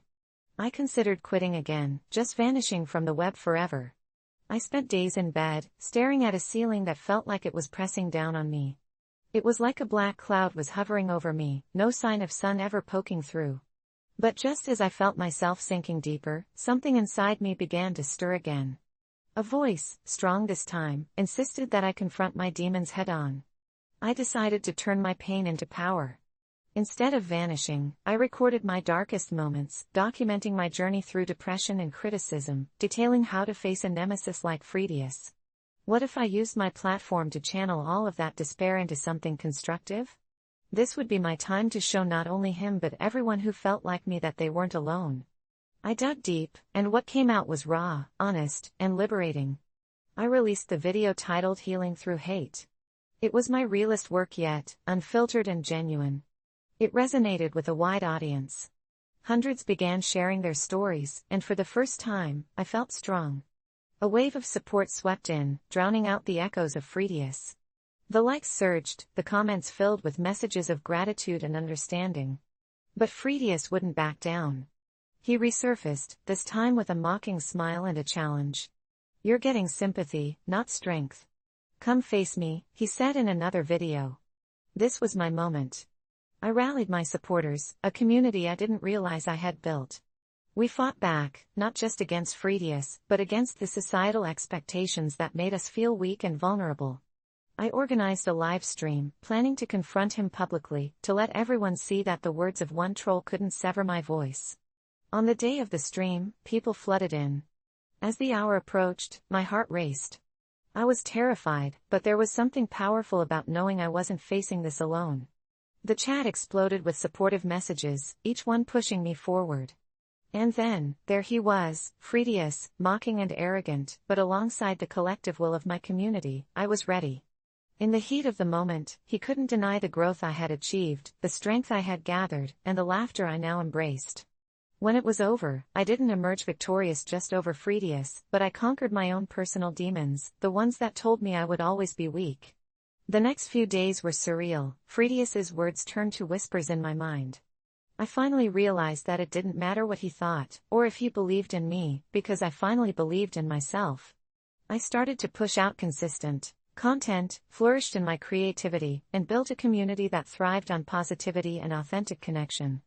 Each person who had once faced criticism and emerged on the other side became part of my journey. In a twisted way, Fridius had become my unintended catalyst for transformation. I learned that criticism doesn't define your worth, it's a stepping stone on the path to growth. So, to anyone out there facing the weight of the world's criticism, let me tell you, there's strength to be found in your vulnerability. Feed off the negativity, rise above it, and you might just find your community. I know I did. I never thought of myself as someone who would ever step outside their comfort zone, let alone enjoy it. I'm 28, an introvert at heart, and the thought of anything that shakes up my routine, going to parties, talking to strangers, anything that feels unfamiliar, makes my heart race and my palms sweaty. That all changed one fateful night when my best friend, Jake, convinced me to join him on what he described as the adventure of a lifetime. For weeks, he had been raving about this underground rave happening in the middle of the woods. At first, I dismissed it outright. No way was I going to be that person dancing under a canopy of trees, surrounded by strangers, all while deep bass thumped in my ears. But after relentless persuasion and a little bit of FOMO creeping in, I found myself saying yes, though with a heavy heart. The night arrived, and with every decision leading to that moment, my anxiety only multiplied. It was late autumn, the trees glistened with a mix of dying leaves and chilling mist, and the air was sharp like the edge of a knife. My adrenaline spiked as we parked the car a mile away from the location, an effort to keep the event hidden from prying eyes. Jake led the way, my feet crunching on twigs and fallen leaves as we walked deeper into the woods. The distant sound of music mingled with the rustling around us, growing louder the deeper we went. Moments of self-doubt flashed through my mind, but Jake grabbed my hand, urging me onward. I could hear laughter and voices swirling around, an intoxicating allure to move forward, and despite my hesitation, I pushed past the unease. As we emerged into a clearing, I was met with the sight of lights flashing in various colors, projecting wild patterns through fog that seemed to snake its way among the trees. It was surreal, a beautiful, chaotic nebula of humanity. People danced, some in outlandish costumes, and every bit of my introverted spirit screamed at me to turn back, but the moment butterflies fluttered in my stomach, I felt a pull against my better judgment. Jake disappeared into the crowd, and suddenly I was alone. I stood there, awkwardly swaying as I observed this new world, feeling like a fish out of water. I wanted to leave, my mind screamed at me to escape this unfamiliar and terrifying place, but something else, a strange curiosity, kept me rooted in place. That's when a girl approached me, her neon pink hair glowing under the black lights, eyes sparkling like diamonds. She wore a vibrant pair of wings attached to her back, and the moment she smiled, I felt oddly welcomed. "Hey! You look lost," she chirped, her voice light and inviting. "What's your name?" I told her, struggling to hide my nervousness. Her name was Hazel. We talked for a little while, and before I realized it, she had your typical bubbly energy that began to infect me. "You should dance with me," she insisted, pulling me toward the thrumming crowd. I hesitated but couldn't bring myself to deny her. I'd never danced in my life, mindful of how awkward I looked, but something deep inside me longed to be part of this enchantment, and it felt easier with her. So I let myself be swept away. The music pulsed through my veins, and I followed Hazel's movements, allowing the rhythm to take hold of me. I moved, slowly at first, uncertain of how to let go, yet the energy enveloped me. With each beat, I loosened up and forgot my reservations. I was no longer the introverted wallflower but rather a part of something electric. For the first time, I felt alive. Hours slipped by, and before I knew it, we were dancing, laughing, and talking as if we had known each other for years. People came and went, we were nothing more than two souls wrapped in music and light. The fire of spontaneity burned brighter than I ever imagined possible. It struck me in that moment, I was stepping outside of everything I had ever known, embracing a world long kept from me, filled with fervor, connection, and electrical energy. However, as the night wore on, the crowd began to thicken, the scene becoming wilder, slightly chaotic. I noticed the atmosphere shifting, the laughter began to fade and replaced by whispers of anxiety. At that moment, I spotted a commotion in the corner of my eye. Something was wrong. People were tense, eyes darting. I caught glimpses of two figures arguing, their voices rising above the music, then a scuffle broke out. People scattered as chaos erupted. It was a completely different vibe, the once harmonious place became a frenzy of panic and confusion. My heart dropped as I instinctively grabbed Hazel's hand, pulling her away from the chaos, my innate fear flaring back up. "Let's get out of here," I shouted over the turmoil, dragging her toward the edge of the dance floor. But we were swept up in it as the crowd panicked, pushing us every which way among a sea of faces. It felt like a nightmare, the music that once felt like freedom now morphing into chaos, swallowing hope.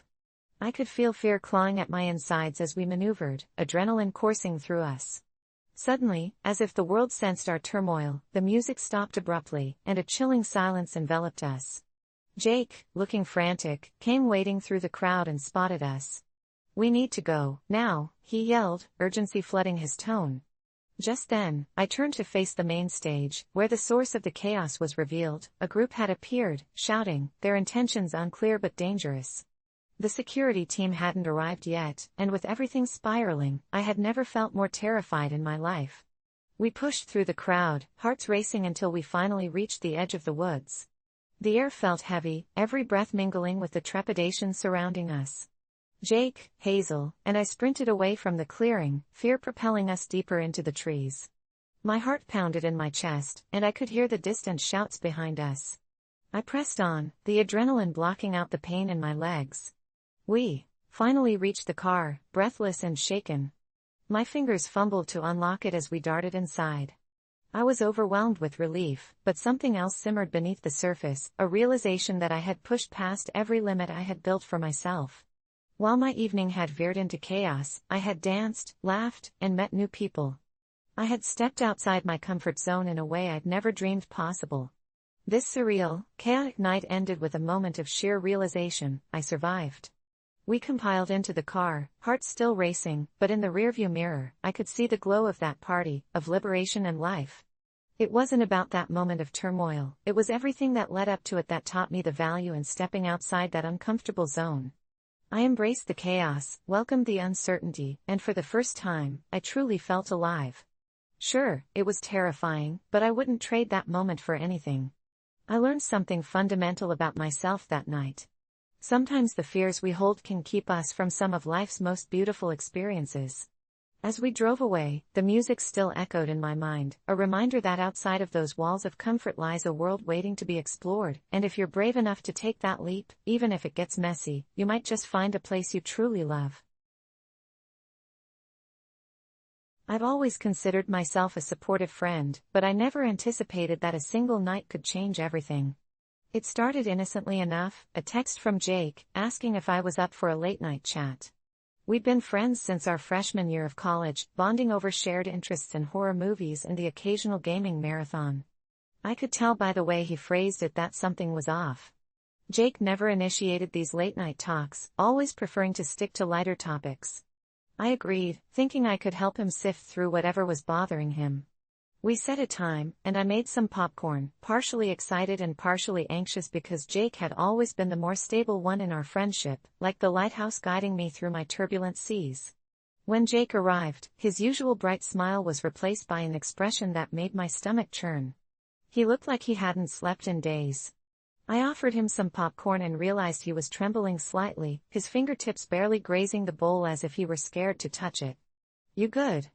I asked, trying to break the tension. He didn't respond immediately, just stared at the popcorn as if it were the answer to some unsolvable equation. Then he sighed and launched into a story that sent chills crawling up my spine. He spoke about a darkness that had been creeping into his life, an overwhelming, suffocating weight pressing down on him. I listened intently as he detailed how he'd been having vivid nightmares that felt all too real.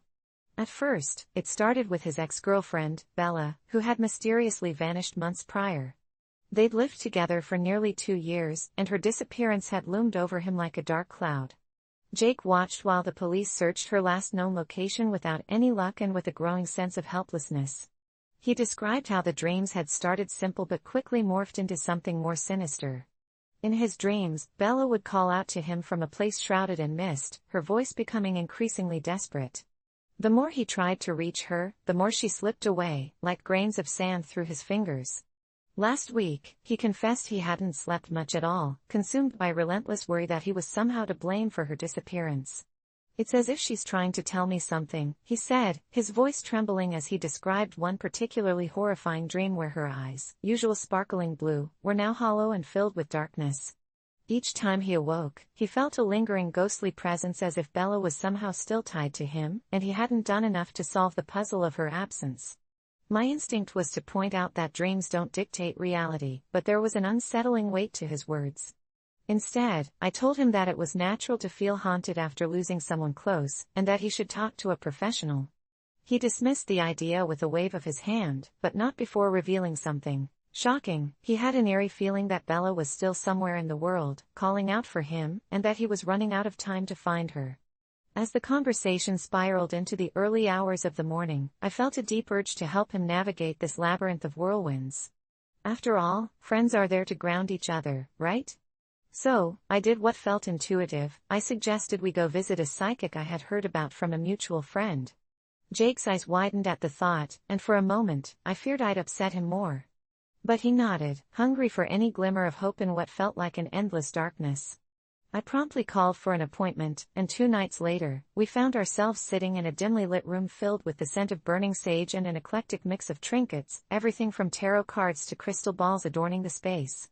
The psychic, an older woman with silver hair and piercing green eyes, greeted us with a knowing smile. She motioned for us to sit, and as we settled into our chairs, I felt a shiver run up my spine. I remained quiet, the skeptical half of me crossed with concern for Jake and the curious half whispering that there might be something more to this than mere charlatanry. The psychic wasted no time, her demeanor shifting as she tuned into Jake's energy. She began to murmur in hushed tones, sensing a disturbance surrounding him, a swirling mix of grief and confusion. Jake seemed captivated, hanging off her every word. Then, she leaned in and whispered something that struck me to my core. "She wants you to look closer. There's something hidden beneath the surface." I hoped I imagined the way Jake's face blanched. He looked like he was about to topple into a dark abyss of fear. After the session, Jake was more agitated than ever, his hands shaking uncontrollably. We left the psychic's lair, with him entangled in thoughts that were spiraling like a tornado. "I think I need to go back to that spot where she disappeared," he said in a low voice, eyes clouded with a mixture of determination and dread. Before I could protest, he was already halfway to his car. I didn't want him going alone, but it felt crucial that I remain supportive. We drove to the abandoned location where they used to meet after work. It was late at night, the perfect backdrop for questions better left unasked. The landscape was eerily calm, moonlight spilling across vacant fields that felt otherworldly. With a mix of fear and resignation, I stepped out and followed Jake as we walked toward the last place he had seen her. The air grew thick with tension. I felt as if the world around us held its breath. When we reached the spot, Jake dropped to his knees. I stood there, frozen in place, watching him and sensing every muscle in my body tense. I had hoped that he'd find closure, but what followed shattered that hope. Jake started talking to the darkness as if it could hear him, pleading for answers that lingered just out of reach. I wanted to scream something, anything, but the words lodged in my throat. Just as I was about to step closer, I felt it. A chill slithered along my neck, and the air seemed to thrum alive with energy. Jake's breath quickened, and suddenly, it felt as though the air around us crackled. The mist rolled in from nowhere, thick and heavy, and I could barely make out Jake's form in front of me. He continued calling Bella's name, and then the atmosphere shifted, shadows twisted and turned around him, chaotic forms converging into a singular entity. A whisper tickled my ear, a low, desperate sound that sent icy nausea coiling in my gut. In that instant, I recognized the voice. It was Jake's own voice, distorted, as if it were coming from somewhere deep within the infinite void. "Help me." The tone sent a ripple through my heart, a weight of responsibility that felt insurmountable. I lunged forward to grab Jake, but just as my fingers grazed his shoulder, the shadows constricted around him, ensnaring him in their grip. Fear paralyzed me as I watched Jake wrestle, tossing his head back as if the spirits of the lost were dragging him down into their dark realms. "Get out!" he screamed, a visceral cry that shattered the stillness of the night. The panic surged through me, and I yanked him, pulling with all my might. In that moment, I wasn't just helping a friend, I was fighting with every fiber of my being against whatever dark influence had taken hold of him. Finally, with one last, desperate effort, I broke through the chaotic void. Jake collapsed to the ground, gasping for air. I knelt beside him, feeling the warmth radiate from him as he shuddered, the shadows receding like a tide pulled by the moon. We just sat there for what felt like eternity. He was confused, chest heaving, and I was left grappling with the terrifying truth of what we'd almost lost that night. I had been there to help him find closure, but what I found instead was a dark labyrinth that shadowed every corner of our friendship. Over time, we processed it together. Jake worked through therapy, while I stood by, nurturing him like a fragile flower. Eventually, he began to heal, to let go of the haunting past, but the true journey was discovering how we still had each other's backs, even when the shadows crept too close. Today, we still talk about that terrible night, and while it remains an indelible part of our story, I can finally understand that even in the darkest moments, we can help guide each other back into the light. I never thought I would find myself in a situation that would test my sanity, but then again, I never truly knew what self-love meant. The journey to discovering it began with that cursed mirror, hidden away in my grandmother's attic. As a child, I would hear the whispers of its haunted past, tales of how it ensnared the souls of those who gazed too long into its depths. But as an adult, curiosity got the better of me. One rainy evening, while cleaning out the attic, the mirror caught my eye. It was partially covered in dust, the ornate frame glimmering in the dim light like an invitation. I brushed off the grime, revealing my reflection, but something felt off. My face seemed distorted, warped by an unseen force, and for a moment, I felt an unsettling pull towards it, as if it were trying to convey a message. I quickly stepped back and laughed it off. My friends claimed I was too hard on myself, that I never truly appreciated my worth, but how could I when I was constantly haunted by images of perfection, photoshopped and filtered? I was plagued by insecurities, gnawed at by doubt, and desperately wishing for a moment where I could just feel whole. That night, I found myself obsessing over that mirror, my mind swirling with intrigue and fear. I googled its origins and stumbled upon whispers of it being a portal of sorts, a reflection of not just what you see, but what you feel within. I laughed nervously. Surely, it couldn't be anything more than old wives' tales. Yet, that self-deprecating voice in my head urged me back to it. The following night, I returned, and this time, something shifted. As I stared into the glass, I felt the world around me dim, as if I were standing on the precipice between reality and an abyss. I closed my eyes, breathing in deeply, forcing myself to confront the beast lurking within, the relentless self-loathing that accompanied me like a shadow. When I opened my eyes, I wasn't alone in the reflection. There stood a version of myself, cloaked in darkness, features obscured by shadows but undeniably familiar. "You finally came," it rasped, a voice like gravel, low and mocking. Panic surged through me. "What do you want?" I could barely whisper. "To show you the truth," it replied, beginning to twist and ripple, beckoning me closer. I could feel an overwhelming heat, a magnetic pull that tempted me to step forward. "What truth?" I demanded, though I already knew deep down. It grinned, revealing a row of jagged teeth that made my stomach churn. "The truth of what you are. Look again." I resisted, but the urge was intoxicating. I stepped closer, trembling, and again peered into the glass. What I now saw horrified me, not just my reflection, but the cacophony of memories that played around me, moments of defeat, abuse, rejection, and the echoing laughter of peers at my expense. I clutched my head, trying to block it out, but the mirror showed no mercy. Each moment sapped me of hope, and with every passing second, I felt the darkness wrapping around me tighter, constricting me. "You're unlovable," it hissed. "You'll never change. They think you're a joke." Tears streamed down my face as I fought against the tide, begging for recognition of the battle I had fought for so long. But it was relentless, feeding off my insecurities, morphing the images into twisted versions of reality. I could practically hear the laughter, feel the pangs of hatred deepen within me. Just when I thought I'd drown in despair, something deep inside me flickered, a spark of defiance.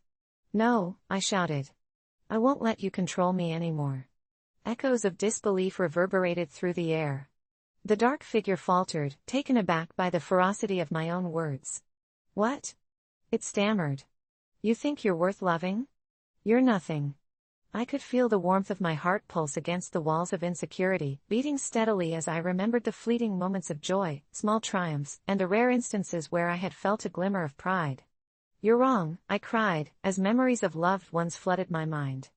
I thought of my family, the few genuine friends I had, and all the times I had shown kindness to others, even in my darkest moments.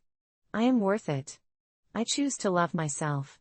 The reflection flickered, chaos erupting in the mirror as if the very fabric of creation was unraveling. The figure screeched, its voice turning desperate. "You can't escape. I am you." "No." I screamed, "You're my past. You're not who I am anymore." With that declaration, the mirror shattered, shards exploding outward like fireworks into the night. I fell backward, the silence hymn-like and haunting. When I regained my senses, I was lying on the attic floor, fragments of glass around me, glinting in the soft light like stars fallen from the sky. The darkness had lifted, leaving a weightlessness in my chest that I'd never known before. I understood that self-love wasn't an end point, nor was it a single act, it was a continuous decision, a journey threaded with acceptance and compassion. I no longer needed to adhere to the harsh standards I had imposed on myself. The road ahead was not without its challenges, but I felt prepared to embrace whatever lay ahead, with unwavering resolve. Now, every time I catch my reflection, instead of flinching, I smile. Because I learned that the most vibrant light shines from within, and visibility isn't always about perfection, it's about authentic existence, the beauty of one's own spirit finally allowed to breathe. So yes, I learned the importance of self-love, but it took staring into a mirror that wielded more power than I ever knew, a dark truth that transformed into a beacon of light. Please, don't let yourself be ensnared by your own doubts. Instead, learn to embrace the truth of your worth, even the shadows that linger. Take it from me, someone who emerged from darkness, it's worth every fight.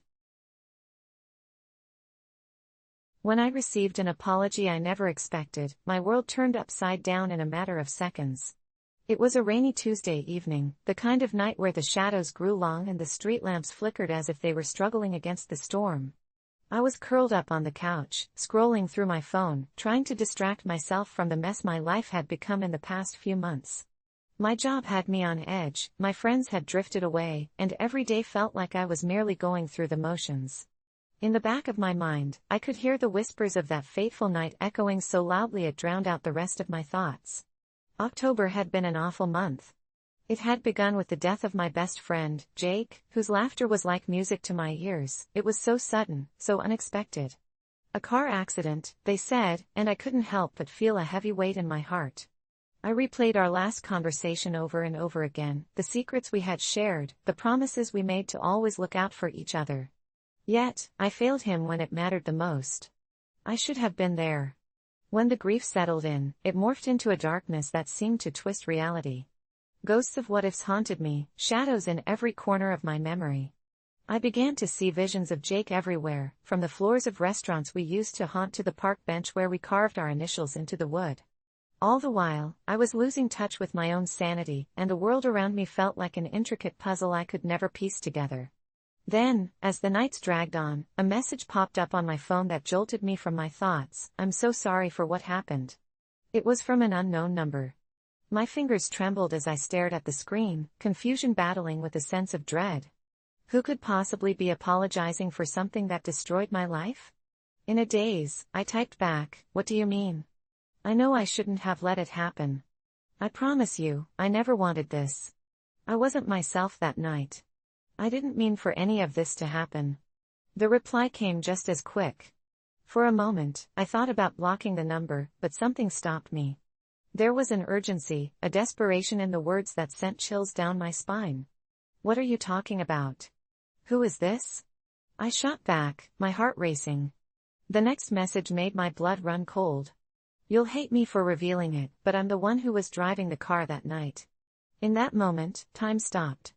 I was thrust back to that horrible night when I had received the call that shattered my world. The endless grief, the tears I could never seem to wipe away, had haunted me. My stomach twisted at the thought of confronting the demon responsible for taking Jake away from me. The phone vibrated again. Please, let me explain. I didn't mean to hurt Jake. There was something wrong with the car.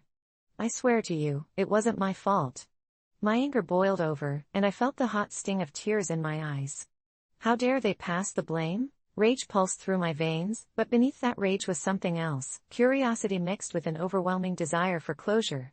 I hesitated, my mind swirling. Logically, I knew I should just block the number and erase to that dark chapter of my life, but I couldn't. I was trapped between hate and the longing for answers. I need proof, I typed, every letter feeling like a leap into the void. Meet me where it happened, and I'll believe you. I could hardly breathe as I waited. Then the message came, okay. Midnight. I'll be there. The night came quietly, the rain had stopped, leaving the air thick with the scent of wet earth. As I drove to the site of the accident, my mind was racing, a tornado of anticipation and dread.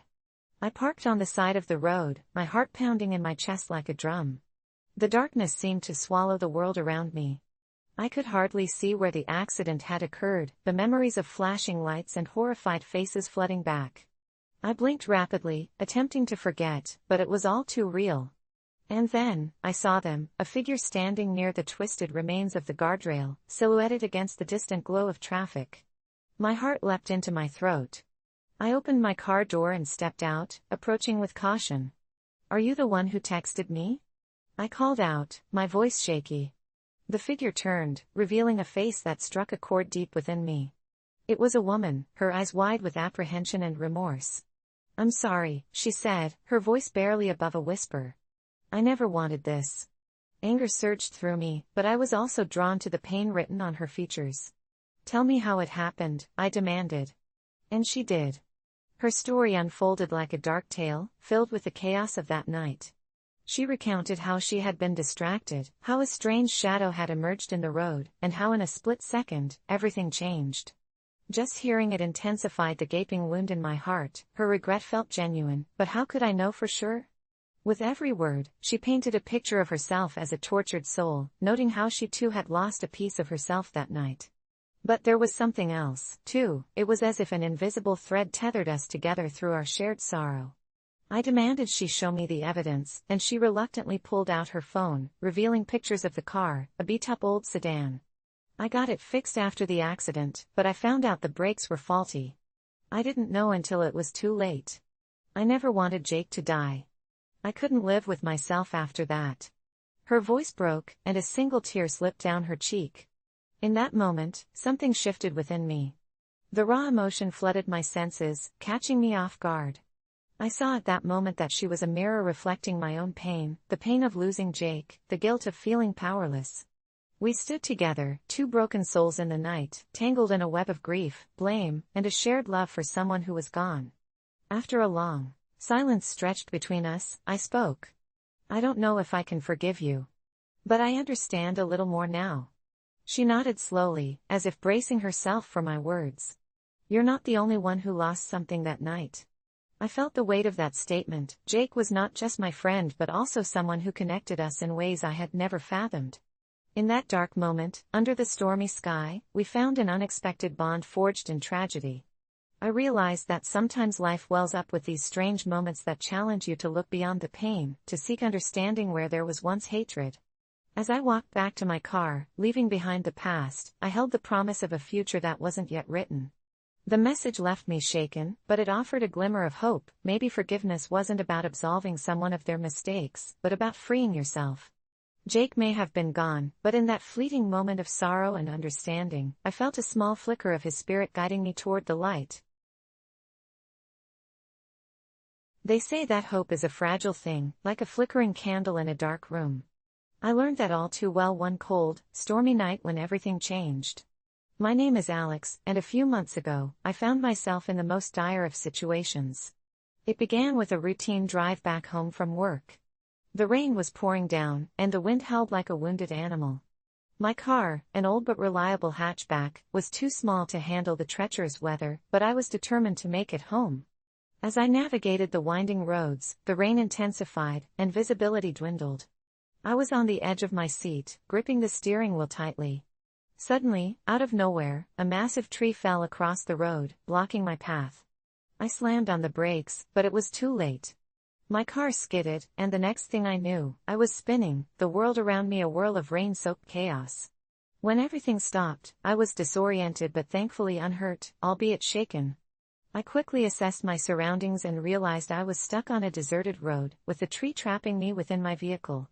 The storm raged on, and my phone had no signal. Panic began to creep in. I honked the horn repeatedly, hoping someone would hear me, but deep down, I knew I was miles away from the nearest town, and the storm was likely driving everyone indoors. As I sat there, rain seeping into my clothes and a growing sense of helplessness enveloping me, I tried to stay calm and think rationally. I remembered my survival training from back in the day, a remnant of my high school camping trips, where we learned how to stay safe in dire situations. I glanced around for options, but the tree was too enormous to move, and I had no tools. I settled against my seat and let out a heavy sigh. Then, I noticed something, a glimmer of light in the distance. It flickered like a dying star, but amidst the storm, it brought a wave of hope. I mustered the courage to open my door against the pouring rain, stepping into a world that felt cold and alive with danger. My heart raced as I trudged through the downpour, each step heavier than the last. The light seemed to beckon me, and I was determined to uncover its source. As I approached, the wind howled ferociously around me, and the rain stung my face, but my spirits were lifted. I finally broke through the trees and discovered a small cabin, barely illuminated by a flickering lantern. It looked abandoned but had an inviting warmth about it. I knocked nervously, half expecting nobody to answer, but a moment later, the door creaked open, and a figure appeared, shrouded in shadows. Old and hunched, the man had a kind face framed by a wild mane of gray hair. His eyes sparkled with a warmth that gave me comfort despite the bizarre circumstances. "Come in, child. You look like you've battled the elements and lost," he said, his voice a soothing balm amidst my anxiety. I stepped inside, grateful for the shelter and warmth. The cabin was small yet cozy, filled with trinkets from an adventurous life. The old man introduced himself as Harold, a recluse who lived off the grid, far from the chaos of the modern world. As he handed me a towel to dry off, I caught my breath. I told him my story, how I got stuck in the storm and how I had brutalized my car in the process. He listened attentively, nodding with understanding as I recounted my ordeal. "Life has a strange way of putting us in difficult situations," he mused, taking a seat by the fireplace. "But remember, it's in those depths that we often find ourselves." I appreciated his words, but there was something else I noticed too, a flicker of sadness in his eyes. After exchanging stories, Harold got up and started making a pot of tea. I hadn't realized how thirsty I was until the smell of the warm liquid filled the room. "Tell me," he said, stirring the pot, "what do you find hope in?" It caught me off guard. I had never really thought about it that way before. Sure, I found hope in small, fleeting things, a cup of coffee, a good book, the laughter of friends, but the way he asked made me reflect deeper. I considered telling him about my dreams of traveling the world, of seeing faraway lands and meeting new people, but then something pulled at my heart. "Honestly, I think I've lost sight of what hope feels like," I admitted. "Life has felt like a series of challenges lately, work stress, broken relationships, and now this storm. I feel like I'm just surviving, not really living." A shadow crossed Harold's face, but he quickly replaced it with that warm smile. "Hope, my dear Alex, is often hidden beneath the rubble of our experiences. It's there, waiting to be discovered. Sometimes we just need to be reminded." I frowned, searching his face for understanding. "What do you mean?" He set down the tea and turned to me, his eyes serious. "In my life, I've witnessed the beauty of hope's resilience. I lost many things, people I loved, dreams I cherished, yet hope always found a way to poke through the cracks of despair. On the scariest days, it was the tiniest things, a moment of laughter, a shared silence, that pulled me back from the edge." I listened intently, absorbing every word. I realized how deeply I desired to reconnect with that feeling of hope. Harold continued, his voice almost hypnotic, "You see, the light you saw earlier was hope, guiding you here. You arrived not by mere chance, but because you needed a reminder. As the storm raged outside, and we sipped tea over conversations, it felt as though a veil was lifted. I began to share my dreams, frustrations, and the moments that once brought me joy. The room transformed into a sanctuary filled with laughter, stories, and reminders of the beauty inherent in life, even in its most challenging moments. Time slipped away unnoticed, and I was so engrossed in our dialogue that I lost track of the storm. Then, as abruptly as it started, the rain subsided, and the howling wind faded into a gentle whisper. I peered out the window, amazed to see the moonlight breaking through the clouds, illuminating the landscape in a silvery glow. "I think the storm has passed," I said, surprised at how good it felt to say. Harold smiled. "Sometimes we need to weather the storm to appreciate the calm that follows." As I prepared to leave, I felt a wave of gratitude wash over me. I had gone from feeling trapped and defeated to finding solace in the companionship of a kind stranger. Harold walked me to the door, and before I stepped outside, he placed a hand on my shoulder. "Remember this moment, Alex. Carry it with you, let it guide you back to hope whenever you need it." I nodded, feeling the weight lift off my shoulders. I drove home that night with a renewed perspective, passing through patches of wet asphalt reflecting the stars. The fear and panic that had engulfed me earlier were replaced by warmth and light, more profound than I had allowed myself to feel in months. I had found hope not just in survival, but in connection, in vulnerability. So, if you're out there feeling lost, troubled by life's storms, remember there's a flickering light waiting to guide you back. Sometimes we have to take a step into the unknown to rediscover not just ourselves but the hope that has been silently waiting to guide our way. And if you ever find yourself at a dead end, stranded by circumstances, don't lose heart. Sometimes that's where the very best stories begin. I never believed in love at first sight or fate stepping in to intervene in the mundane rhythm of life, but that all changed on one fateful Tuesday when I found love in the most unexpected place, and I mean truly unexpected. It started with an average morning. I woke up late, spilled coffee all over my work shirt, and missed the bus by a hair. Undeterred, and mildly mad at myself, I decided to take fate into my own hands and walk the 12 blocks to my office in downtown Seattle. Rain threatened overhead. It was as if the world knew I was about to have my usual day interrupted. Just about 3 minutes into my walk and thoroughly drenched, I decided to duck into a small, dimly lit thrift store tucked between two glitzy boutiques. I thought it might offer some respite from the downpour, and I felt an inexplicable pull, a warm tug in my heart that coaxed me inside. The store was lined with old furniture covered in dust and shelves overloaded with forgotten trinkets, the air thick with the scent of mildew and memories. As I wandered aimlessly, I came across a small, cracked mirror leaning against the wall. It was nothing special, but something about it held my gaze. Maybe it was the reflection of my hurried disarray, or maybe it was the ghost of someone who had once peered into it long ago. As I leaned in closer, a flash of movement caught my eye, an almost imperceptible twitch. I pulled back, and to my shock, I caught sight of her. She was a stunning girl, clad in a vintage floral dress, with burning red hair cascading past her shoulders, swirling like flames around her porcelain skin. She seemed equally enchanted by the mirror, lost in her own reflections. She had this vibrant aura, like the universe had chosen to sprinkle her with stardust. I swear, my heart nearly stopped. "Are you just going to stand there staring, or are you planning to introduce yourself?" Her voice was soft, teasing, yet lively. The suddenness of her words sent my cheeks ablaze. Swallowing my nerves, I stepped closer. I'm sorry. I didn't mean to stare. It's just this mirror." "Mesmerizing, right?"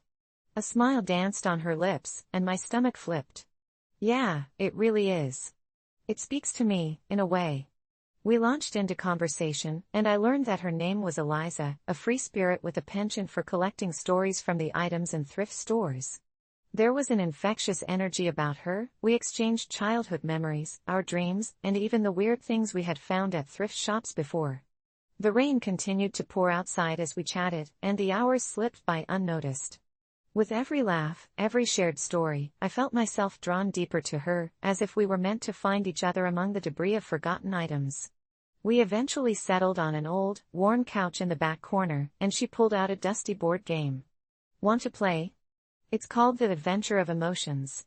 "It's cheesy, but it might just lead to interesting revelations," I agreed, and we spent the next hour navigating through silly scenarios and the absurd choices that came with them.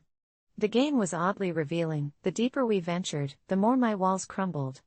I shared secrets I'd never told anyone, things I'd buried for years.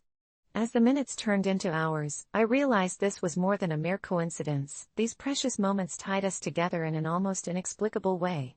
Then came the moment that changed everything. As the game wrapped up, our fingers brushed against each other while reaching for the dice, and time froze. I locked eyes with Eliza, and in that gasp-inducing second, it felt as if the universe held its breath. She leaned closer, searching my eyes, and before I could fully comprehend what was happening, her lips brushed against mine, soft and electrifying. I was caught in a whirlwind of emotions, joy, confusion, and an almost primal connection that tugged at the very core of my being. I couldn't believe it, my heart raced uncontrollably. We broke apart, both breathless, caught off guard but strangely untroubled by it. "Wow," she whispered, laughter sparkling in her eyes. "I guess the mirror did speak after all." Memories would paint this moment with extraordinary colors, two souls discovering each other in a forgotten corner of the world, surrounded by echoes of the past. Yet, the blissful moment stretched only so far. As the sun dipped below the horizon, shadows pried their way into the store, and reality crept back in, suffocating our moment with the awareness that we had to part. Reluctantly, we exchanged numbers, promising to meet again, hearts entwined in possibilities. "Let's make a thrift store crawl our thing," she said with a grin, and somehow, I believed it. The next few days felt unreal. I kept replaying our time together, a film looping in my mind, each replay filling my heart with warmth. Just when I thought I'd relive that day over and over, my phone buzzed. I was desperate for a message. The ping of a text sent butterflies fluttering in my stomach.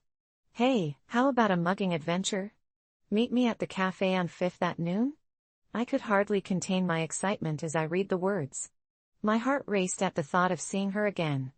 I chose every detail of my outfit with meticulous care, but my nerves twisted my stomach like a pretzel. It was the same cafe where we had both found refuge from life's chaos, a beautiful metaphor for our budding romance. I arrived a few minutes early, the air crisp with autumn solace, and waited in eager anticipation. As I sipped on my drink, I noticed a flurry of activity outside. People were rushing by, umbrellas snapping and people laughing in the rain. It was the kind of energy that made you feel alive. But as moments turned into minutes and the clock snuck past the hour, fear crept in. I checked my phone too many times. It was a random eventful Tuesday, but where was she? I peered out the window one last time, but the chaos outside brought only stillness to my heart. She never showed up. I felt the sting of disappointment swell within me, yet I tried to push it down. Life is unpredictable, I told myself, and perhaps, her schedule simply got tangled up. I followed through, going back to the thrift store, hoping against hope to see her there. As the bell tinkled behind me, I realized the store felt different. The air felt eerier, and once vibrant colors seemed dimmed and lackluster. I searched for her but found only shelves filled with fading dreams. Hours passed, and I decided to walk home, my heart a little heavier. I found myself glancing at every red-headed girl I passed, hoping to find her, but to no avail. Eventually, the rain fell once more, washing everything away. Days turned into weeks, and I allowed melancholy to nestle in my chest. I sent her messages, but they all echoed back into the void, my heart tensed at the lack of digital reply. The world felt larger and more isolating without her spirit beside me. Just when thoughts of her began to dissipate, I found myself drawn back to that little thrift store, almost like home. And that's when I saw it, the cracked mirror again, standing alone as if it had been waiting for me. Just as I was about to walk past, a twinge of hopelessness caught me. There, inside the mirror, I saw her reflection. No, it couldn't be. I turned, my heart racing, a foolish flame igniting. But there she was. Only, she looked different. The vivid red hair was gone, replaced by the duller hues of someone trying to fade away. "Eliza?" I called, bewildered. She flinched, pain flooding her features for a moment before she mustered a smile that didn't reach her eyes. "You came back," she said softly. But there was something strange in her voice, a distance I couldn't grasp. "Where have you been? I thought we had something."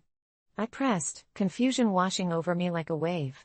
She stepped back, shadows clutching at her frame. "I know. I was wrong, caught up in something I couldn't explain. I just got lost." Her gaze fell to the ground, and suddenly I understood the heaviness in the room. She was giving up, letting go, dragged back for reasons unknown to me. "Eliza, don't," my voice trembled, desperation clawing at my heart. I rushed forward to catch her hand, but it slipped right through hers, like trying to grasp mist. "I can't hold on. Sometimes life takes us on a path not meant for us," she uttered, tears glimmering in her eyes. I felt a quake beneath me, one that shattered every ounce of hope I held tightly. "No, you're here. We can still fight for this. We can find each other," I pleaded, terror creeping into my heart. But she merely shook her head, the girl I loved somehow fading before my eyes. "I'll always cherish what we had. It changed me." And just like that, with a final whisper of warmth and a ghost of a smile, she vanished, the cracked mirror now reflecting only my lonely silhouette. I stood there, frozen, heartbroken in a thrift store filled with memories of a day I'd once called magic. The world felt cold and desolate without her lively spirit. But in that fading silence, I realized it was never about where love flourishes, and that sometimes we meet the most extraordinary souls only to lose them again. It was a lesson wrapped in agony, and even if I didn't understand it then, I knew, in my heart, that she would always remain a flicker of light in the shadows of my past. As I walked out, the rain pouring down once more, I tried to appreciate the bittersweet reality that love isn't only about finding, sometimes it's about the fragility of moments, ones that sparkle even for a fleeting second before slipping into oblivion, waiting to inspire a new dream or a new story, somewhere, somehow. I used to put everyone else's needs before my own, a habit built over years of being the go-to friend, the caretaker, and the peacekeeper in my family. The weight of those expectations buried me until I couldn't tell which way was up. Every day seemed the same: wake up, check on everyone, do what they needed, ignore my own self-care. But one night changed everything. It started when I agreed to babysit my neighbor's kids for the weekend. They were a pair of wild 7-year-old twins who came with an endless list of demands that stretched from sunrise to sunset. I love kids, don't get me wrong, but by the end of that first day, I was exhausted to my core. I managed to entertain them with games, cooking, and the occasional round of hide and seek, but as night fell, I was ready to collapse. After a long day, I finally put them to bed and felt an overwhelming sense of relief wash over me. But it was short-lived, as I realized the parents were late. I texted them, but the response was delayed. As the clock ticked on, the unease began to creep in. Maybe something was wrong? It was nearly midnight when I finally received the text. They had been in a freak car accident, no one hurt, but they were stuck with the police, and they wouldn't be home until the early hours. I was alone in a home with 2 sleeping kids, fatigue washing over me like a tide threatening to drag me under. I sat there, adrenaline keeping me alert but pushing me to a strange, frantic mindset. The twins were finally quiet, but my mind was a chaotic mess. I finally managed to crash on the couch, the kind of deep sleep that leaves you disoriented when you wake up. Hours later, I jolted awake to the sound of giggles. It was dawn, and the twins were up. I can't even describe how I felt: groggy, frustrated, but also amused by their unrestrained joy. The morning blurred into madness. They demanded breakfast, toys, and playtime, and I was just a shell trying to keep up. Anxiety clutched at my chest. I had this nagging thought that I'd just let myself go again, sacrifice my health and mental space to keep up their happiness. But there was something else, a heavy feeling like I was being watched. I turned around to find them staring at me, those innocent faces so full of expectation, and before I knew it, they were asking me to join them in their game, and I felt it, a moment of clarity so strong it was almost like a revelation. They were relentless in their energy, and I was barely a ghost of myself. That fun I had meant to bring them just wasn't happening anymore. As they bounced around the room, I felt a spark of something rising up within me. It was anger, pure and unfiltered. I was fed up with this. Why was I constantly putting myself on the back burner? I could feel the rage coiling in my stomach, tightening around my heart. Just then, one of the kids tripped and bumped into me, breaking the trance. Instead of helping, I snapped at them, my words sharper than I meant them to be. The shock on their little faces cut through reality like a knife. What had I done?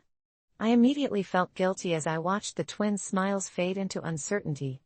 I realized then I had pushed myself too far and, in turn, started snapping at those I cared about.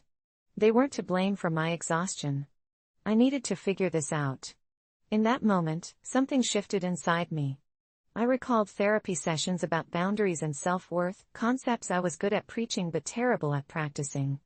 I could hear my therapist's voice in my head, "You can't pour from an empty cup." My breath settled, the anger began to dissipate, and I looked at the twins. They were worried about me, and it struck me that I hadn't just failed myself, I'd let them down too. I took a deep breath and sat on the floor with them, forcing a smile and restructuring my approach. I started talking, setting up boundaries not just for me but for them too. We discussed what we could do together, what I could handle without crumbling. It turned our chaotic morning into a mini dance party. We laughed, we sang, and, for a fleeting moment, I felt free. I realized right there that my worth wasn't defined by how hard I could work for others or how much of myself I could give away. I needed to show them that it was okay to say no once in a while and still be okay. I didn't have to stifle myself in front of them. That cohort of little troublemakers shifted something deep inside me, igniting something I thought I had lost, my ability to prioritize my well-being alongside my duty to care for others. When the parents finally returned, they were all smiles, unaware of the duel I had fought within myself. Taking a step back, I realized I needed to set those same boundaries moving forward, not just for myself, but for the ones around me. Life can get overwhelming, and I had to look after myself to truly help others effectively. Through this wild weekend of unexpected chaos, I learned that prioritizing myself didn't mean I was selfish, it meant I was being responsible. The burnout would come if I kept pushing against an endless tide instead of riding the waves. The important part is the balance. I looked at the twins one final time, knowing that I wouldn't be just their babysitter anymore, I'd be their role model, teaching them that caring for yourself is just as important as caring for others. Now, every time I feel the weight of the world, I can look back on that little home, the bouncing laughter, and that heartfelt dance party, and remind myself to prioritize myself.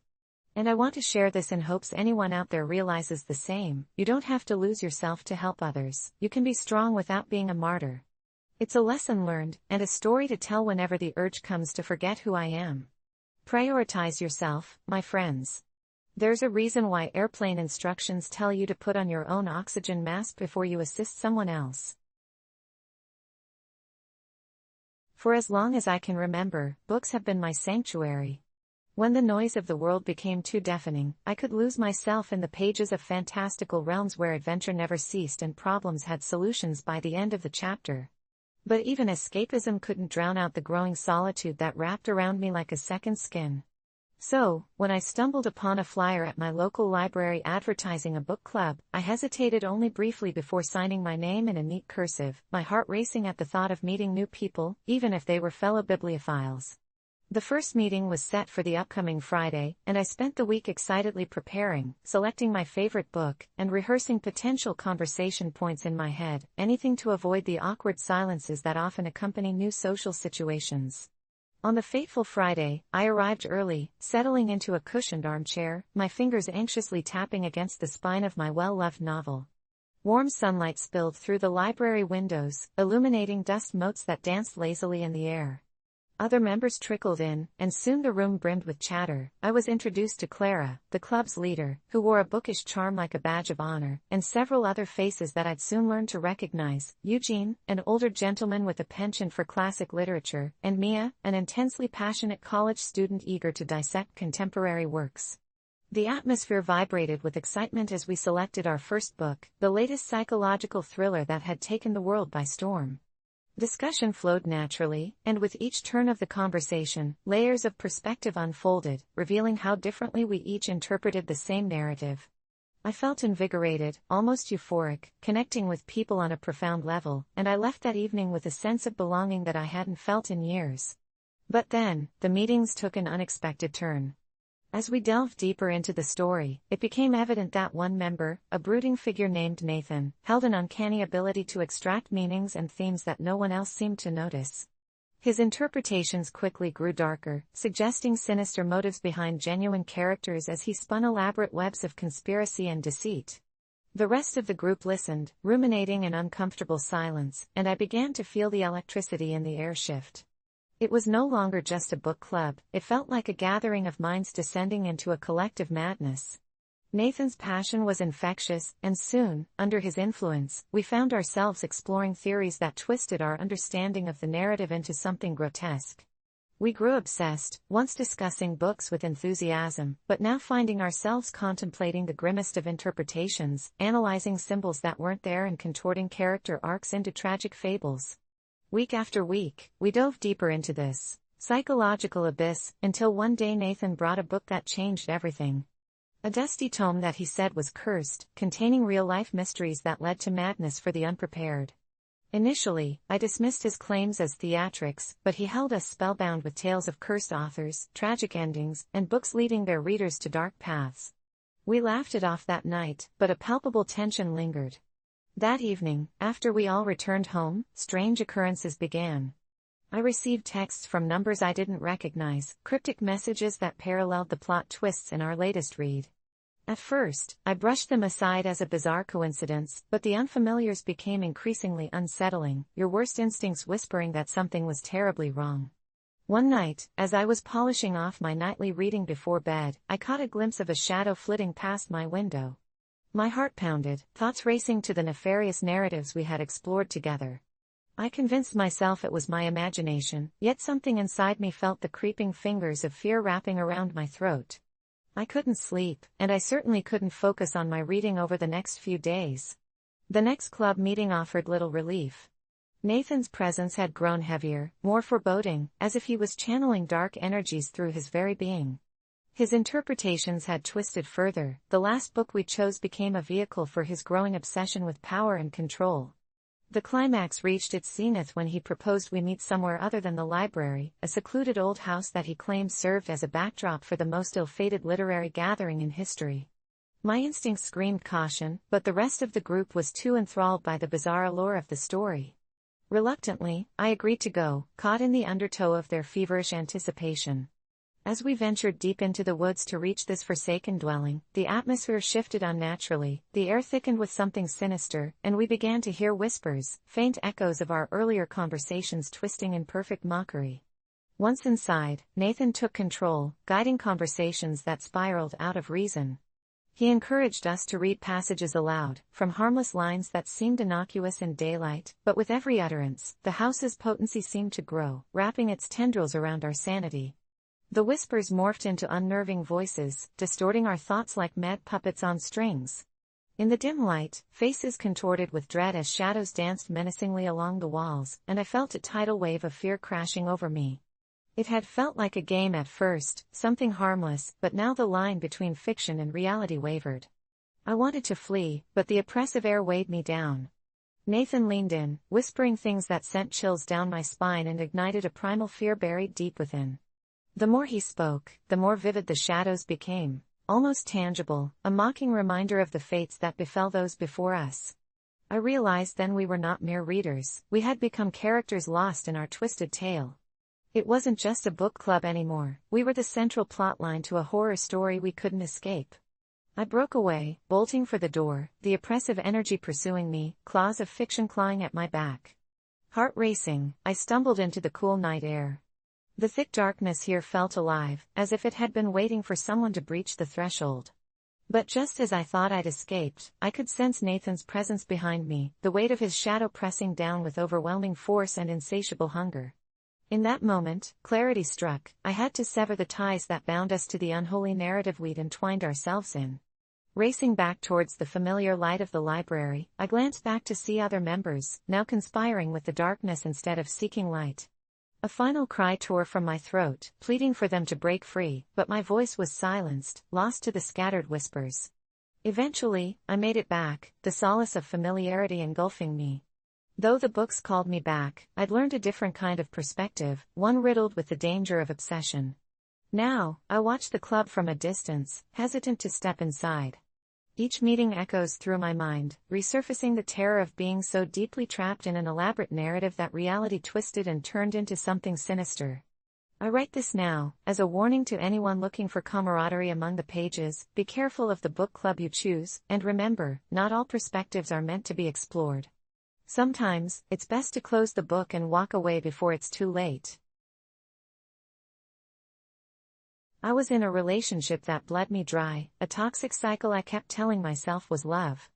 It started innocently. We met at a coffee shop where his charming smile lit up the afternoon like the sun. I was instantly drawn to him, and what began as romantic dates transformed into something darker as his grasp tightened. At first, it was subtle, a comment here, a nag there, masked under an "I'm just concerned about you" facade. But when I look back, I see the signs that were always there, as clear as the moon on a starless night. Over time, his sweet demeanor morphed into ugly accusations, belittling me until I felt like a shadow of my former self. He critiqued my appearance with a twisted sense of concern.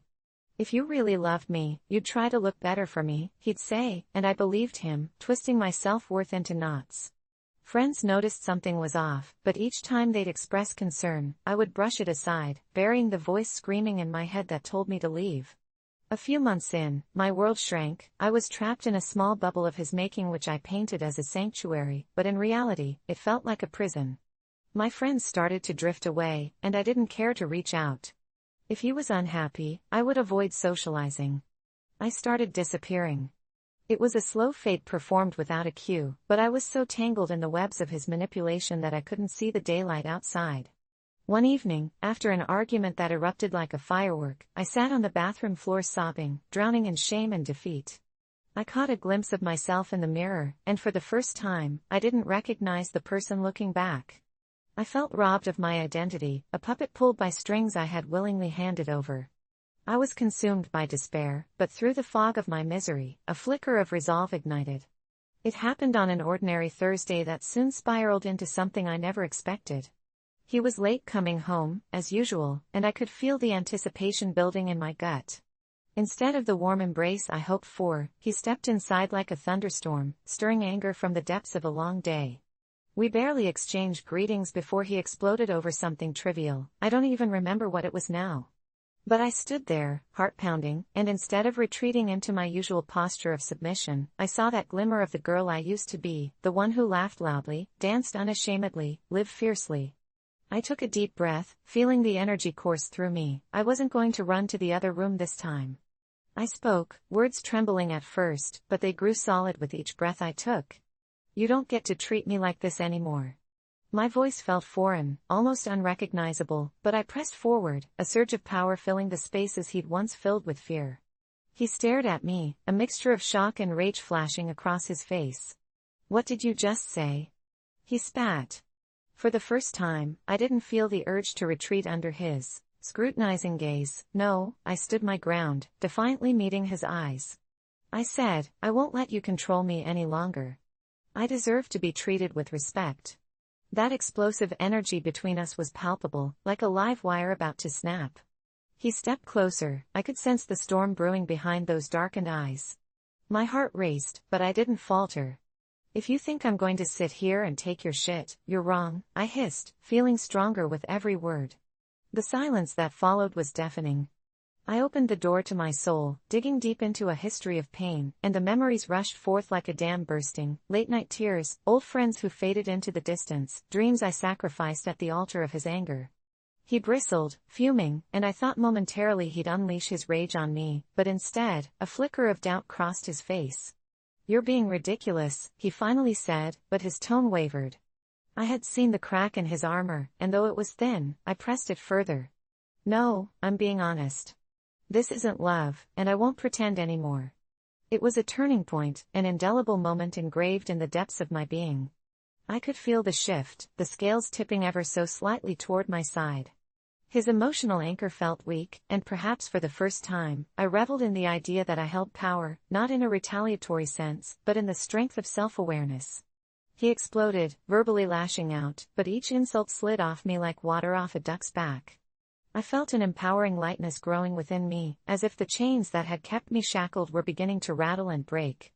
"This is who I am," I continued firmly, "and if you can't accept that, then maybe I shouldn't be here at all." The moment hung between us, heavy with implication, and then he chuckled, a grating sound that belied his disbelief. "You think you can just walk away from me?" he said, venom dripping from his words. But that was just it, wasn't it? I did think I could walk away. "You can't keep me. I belong to myself." My voice rose, emboldened with each proclamation. Panic spread across his expression. I saw fear glisten in his eyes, not for what I would do to him, but what he had lost, the power that had always been his. I turned away, and it felt like breaking a spell. The core of my being ignited with a blaze that clashed with the darkness he tried to instill in me. I walked to the door, the weight of my choice buoying me rather than dragging me down. "You can't leave," he shouted. I paused, leaning against the frame, feeling my heartbeat echoing in my ears. "Watch me."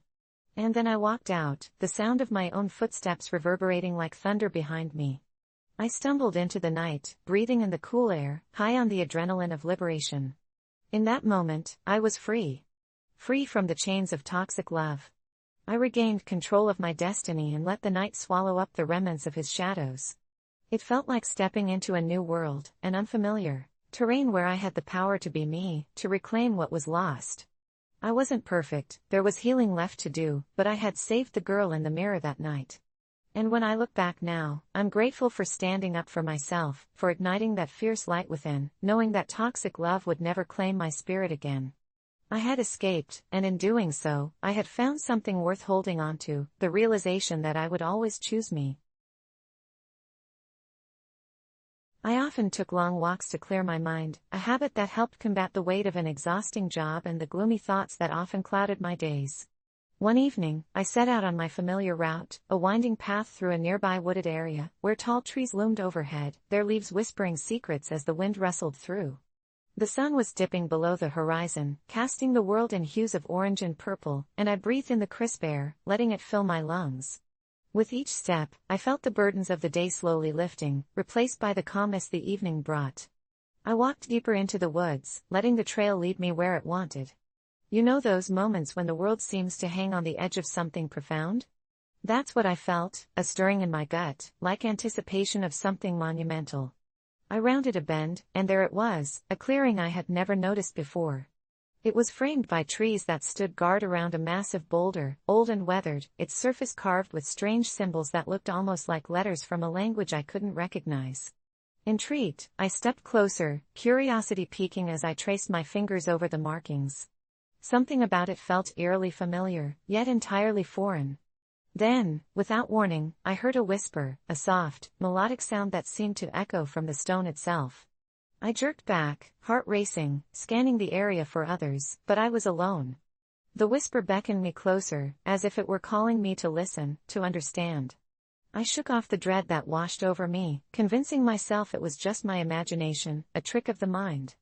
But something within was drawn to that sound, and I took a deep breath, kneeling down to press my ear against the cool rock. The moment I did, the whispers grew louder, coalescing into coherent words, echoing in my mind. It was a warning. Remember who you are. Those words hung in the air like the last note of a haunting song, reverberating long after the sound had faded. Confused, I pulled back, glancing around as if someone might have slipped into the clearing when I wasn't looking.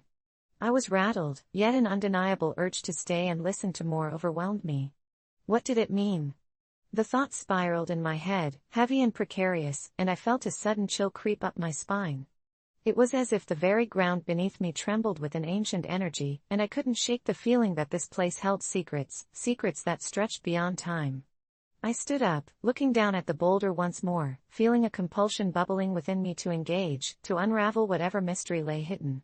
Then I noticed something else. Shadows moved awkwardly around the perimeter of the clearing. I squinted into the encroaching twilight, trying to discern what was casting them. To my horror, they began to coalesce into shapes, human shapes, distorted and melding with the trees, their eyes glowing with an unnatural light. They termed themselves the Watchers. Their whispers began to blend into a singular voice, a chorus of the lost and the damned. You answered our call, the voice reverberated, echoing through the clearing. My heart raced, I felt rooted in place, terror gripping my limbs and rendering me motionless. You will remember. I shook my head, the sound of their voices bouncing around my skull, desperate to drown it out. Panic engulfed me as the shadows loomed closer, their forms becoming grotesque as if they were drawing energy from the very air. I stepped back, ready to flee, but my feet refused to move. You must understand, they cried in unison, this is your chosen path. Then, it clicked. Flashes of memories that weren't mine cascaded through my mind, images of endless walks through desolate forests, of whispers echoing in the dark, of faces drifting in and out of existence. My head spun as I attempted to reclaim my reality. No. This isn't happening, I shouted at them, feeling the raw power of their energy crash around me, relentless and consuming. You're nothing but shadows. One stepped forward, its eyes locking onto mine with an intensity that burned. We are history, we are fate, we are you. You must choose to remember. In that instant, a heavy surge of realization washed over me. I was one of them, a watcher trapped in a cycle, burdened by a truth I had refused to accept. Every long walk I took was not merely a retreat from reality, it was a ritual, an offering to the shadowed corners of my own mind, a call meant to draw me back to my origins. The weight of my choices settled within my chest like a leaden anchor. The whispers grew frantic, urging me to embrace this knowledge, to remember the past I had forsaken. I gasped as memories flooded back, lives lived in the shadows, half-forgotten dreams, and warnings unheeded. Then came clarity like the dawn breaking, and I understood that the long walks hadn't merely cleared my mind, they were attempts to escape the truth, a futile endeavor that led me back to this moment, to this clearing. You are not lost, the shadows spoke softly now, coaxing me. You are home. With that, I found my voice amidst the chaos. What do I do? I asked, feeling the power shift, the shadows pulsing with anticipation. Accept your fate, they whispered. I took a deep breath, my heart steadying as I acknowledged the weight of the history I carried. I could feel the threads of time pulling taut around me, a tapestry woven with my past lives. It was overwhelming, yet liberating. The shadows laughed softly, their faces softening, merging into a single lightness. Now you remember, they said, and in that moment, the clearing glowed, casting away my fears and uncertainties. As the last remnants of twilight faded, I found myself standing alone, the whispers receding into the depths of the woods. I had come seeking clarity, and I had found it, though it came at a cost. With every step away from the boulder, I felt the distance dissolve between my present and the echoing whispers of my past, knowing now that sometimes, we must walk through the darkness to find the light. It was a power I would carry forward, a revelation born from the shadows, a reminder that I was never truly alone on my journey through life. And as I stepped off the path and onto the street that led me home, I couldn't help but smile, an eerie yet exhilarated anticipation thrumming beneath my skin.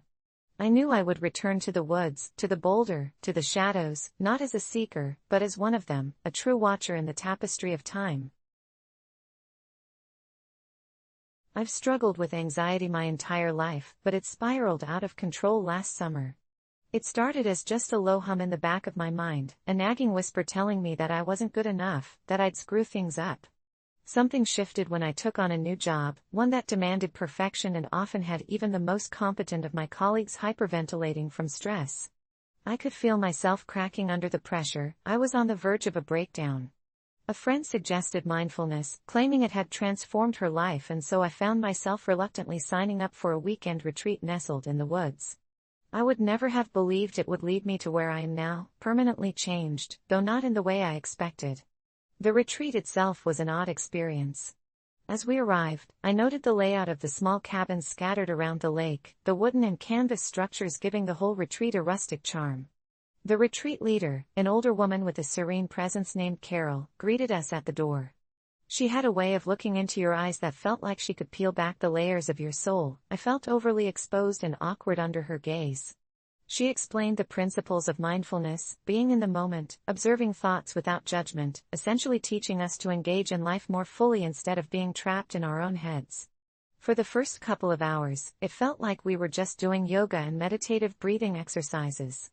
I kept glancing at my watch, wishing I was home, scrolling through my phone, anything but this. But then we sat outdoors on the porch, with a calm lake stretching out in front of us, and Carol led us into a session on mindful observation. I watched the leaves sway gently, the wind whispering through them, and something began to shift. The panic I usually felt started to ease, replaced by a tranquil sort of awareness. I was becoming enveloped in the present moment, no past or future to worry about. It was nice, but fleeting, as I could still hear the incessant clamor of my mind reminding me of everything I was failing to achieve. That night, after the group discussions and a sparse dinner that left me feeling oddly unsatisfied, I found myself unable to sleep. My anxiety was returning with a vengeance. I crept outside, feeling the cool grass beneath my feet, the stars twinkling above like a cosmic blanket, and sat down by the lake. The moonlight shimmered across the surface, and as I focused on my breathing, I began to feel that peaceful sensation once more. Each breath in felt like I was pulling in light, and each breath out released darker emotions, regret, fear, self-loathing. I slipped deeper into this meditative state, the world slipping away, until a rustling near the trees startled me. I turned my head, and froze in place. There was something, no someone, lurking just beyond the trees. It was too dark to see clearly, but the silhouette watched me with an unnerving stillness. My heart pounded. I stood up slowly, debating whether to run or remain still. The figure didn't move closer but seemed to be studying me. Just as I gathered my thoughts to significantly move, it stepped forward out of the dark. And then I felt a rush of confusion wash over me. It was a person, but not in the way you might think. This individual looked strangely ethereal, almost like they were made of smoke, swirling and shifting in the moonlight. I blinked, convinced I was losing my mind. "What are you?" I whispered, and the figure tilted its head, as if it was trying to understand me, too. A soft voice floated toward me, "I am what you are becoming." I could feel the hairs on my arms standing alert as I tried to comprehend what was happening. Its presence radiated calm and wisdom, each word spoken resonating within my body. It continued, "You seek inner peace, but peace does not come from running and hiding. It arises from confronting your fears." I couldn't help but recoil. Fears? I had always pushed them away, buried deep under layers of avoidance, anxieties projected as deadlines, as expectations, rooted in experiences that weren't even mine but ones I thought others placed upon me. The figure stepped closer, and from its center, I could see swirling visions emerge. Ghostly images of every worry, every panic-stricken moment I had ever encountered danced in front of my eyes, moments of embarrassment, the stress of work expectations, the fear of failing in relationships. Each representation was laced with an emotion I had tried so hard not to face. Yet, instead of cowering in fright, I felt something shift within me. I realized I was ready to face these demons head-on. "Acknowledgement," the spirit whispered, "is the first step."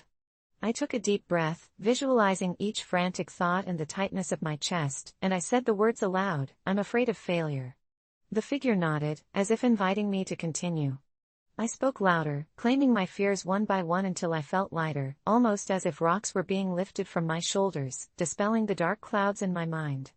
The spirit's gaze held compassion, and somehow it made me feel okay, acceptable in my vulnerability.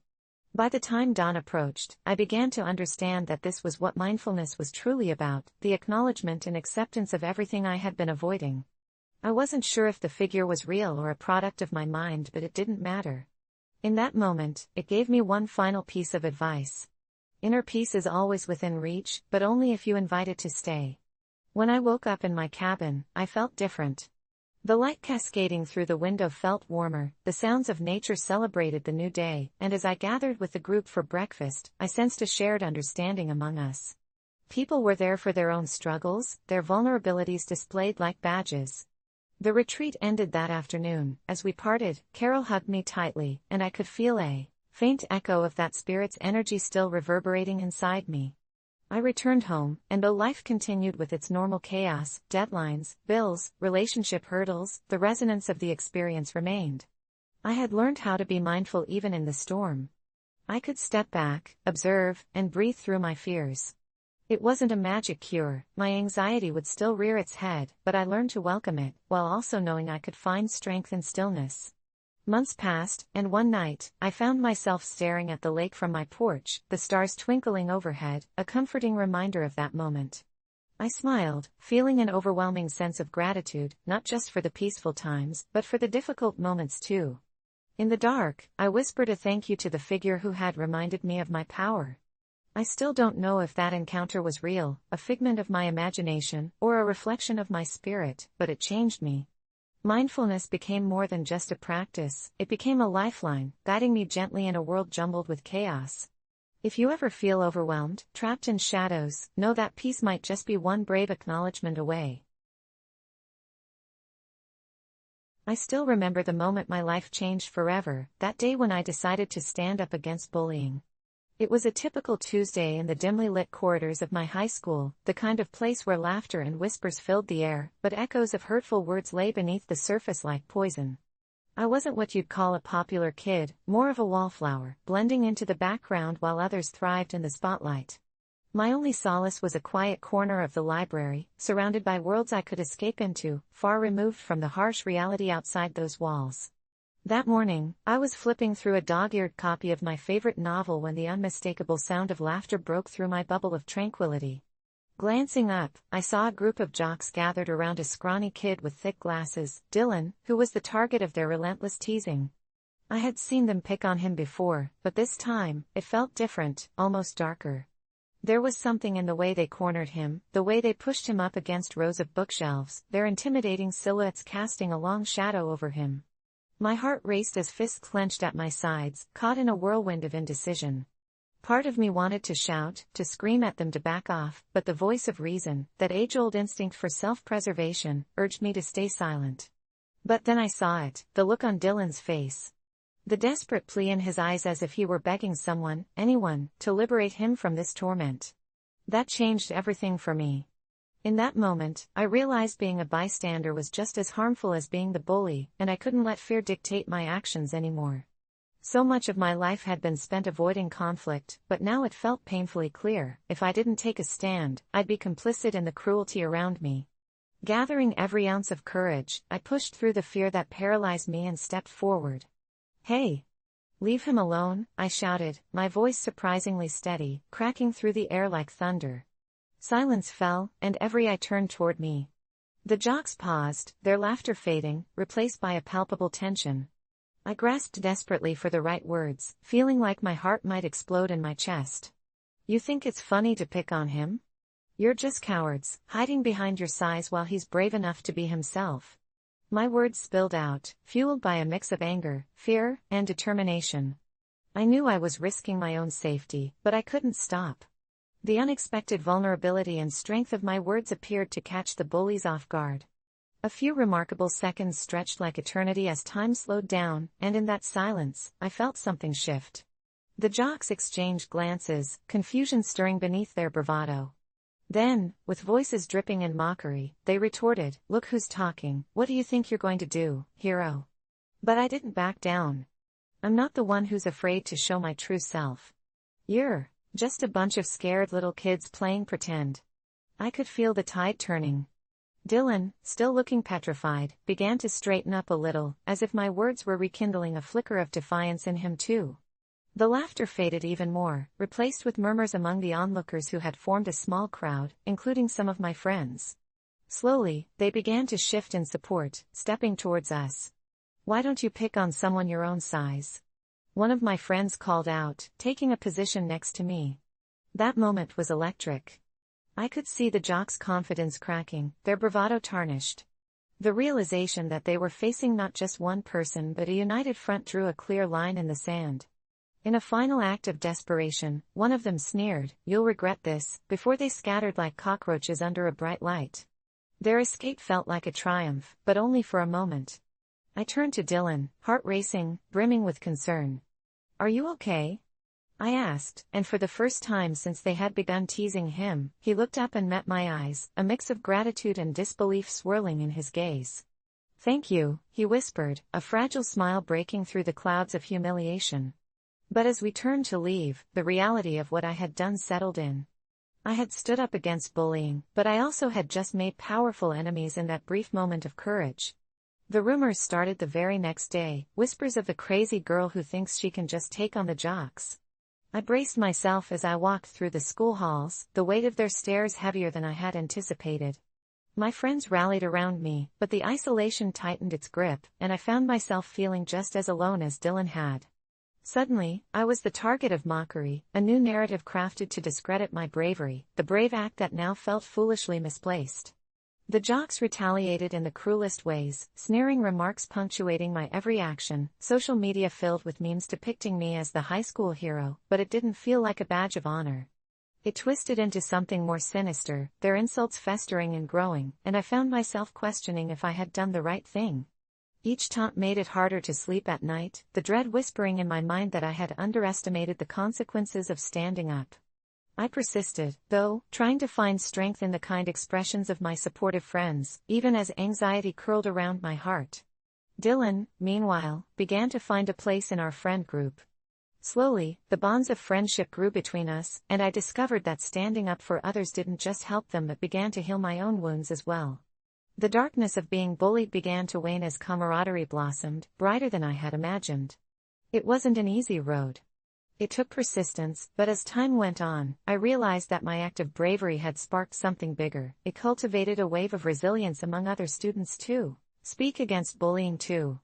They sought out a voice, remnants of hope amid the turmoil. And though the whispers still floated in the hallways, the bond of support became a lifeline, something powerful and transformative. I learned that standing up against bullying isn't just about one act of courage but rather a commitment to fostering a community where compassion prevails. If there's one thing I want anyone reading this to know, it's that standing up can be terrifying, sure, but it can also change lives. If you need to hear this, it's always worth it. Standing up for someone might take courage, but it's the foundation for a braver world. I never really understood the value of celebrating achievements until that fateful day in October when everything changed, and perhaps I should warn you, this isn't just a story about self-acceptance or growth. It's a tale of what happens when we overlook the little victories in our lives. You see, my name is Alex, and for years, I bottled everything up, each tiny win dismissed, each setback magnified.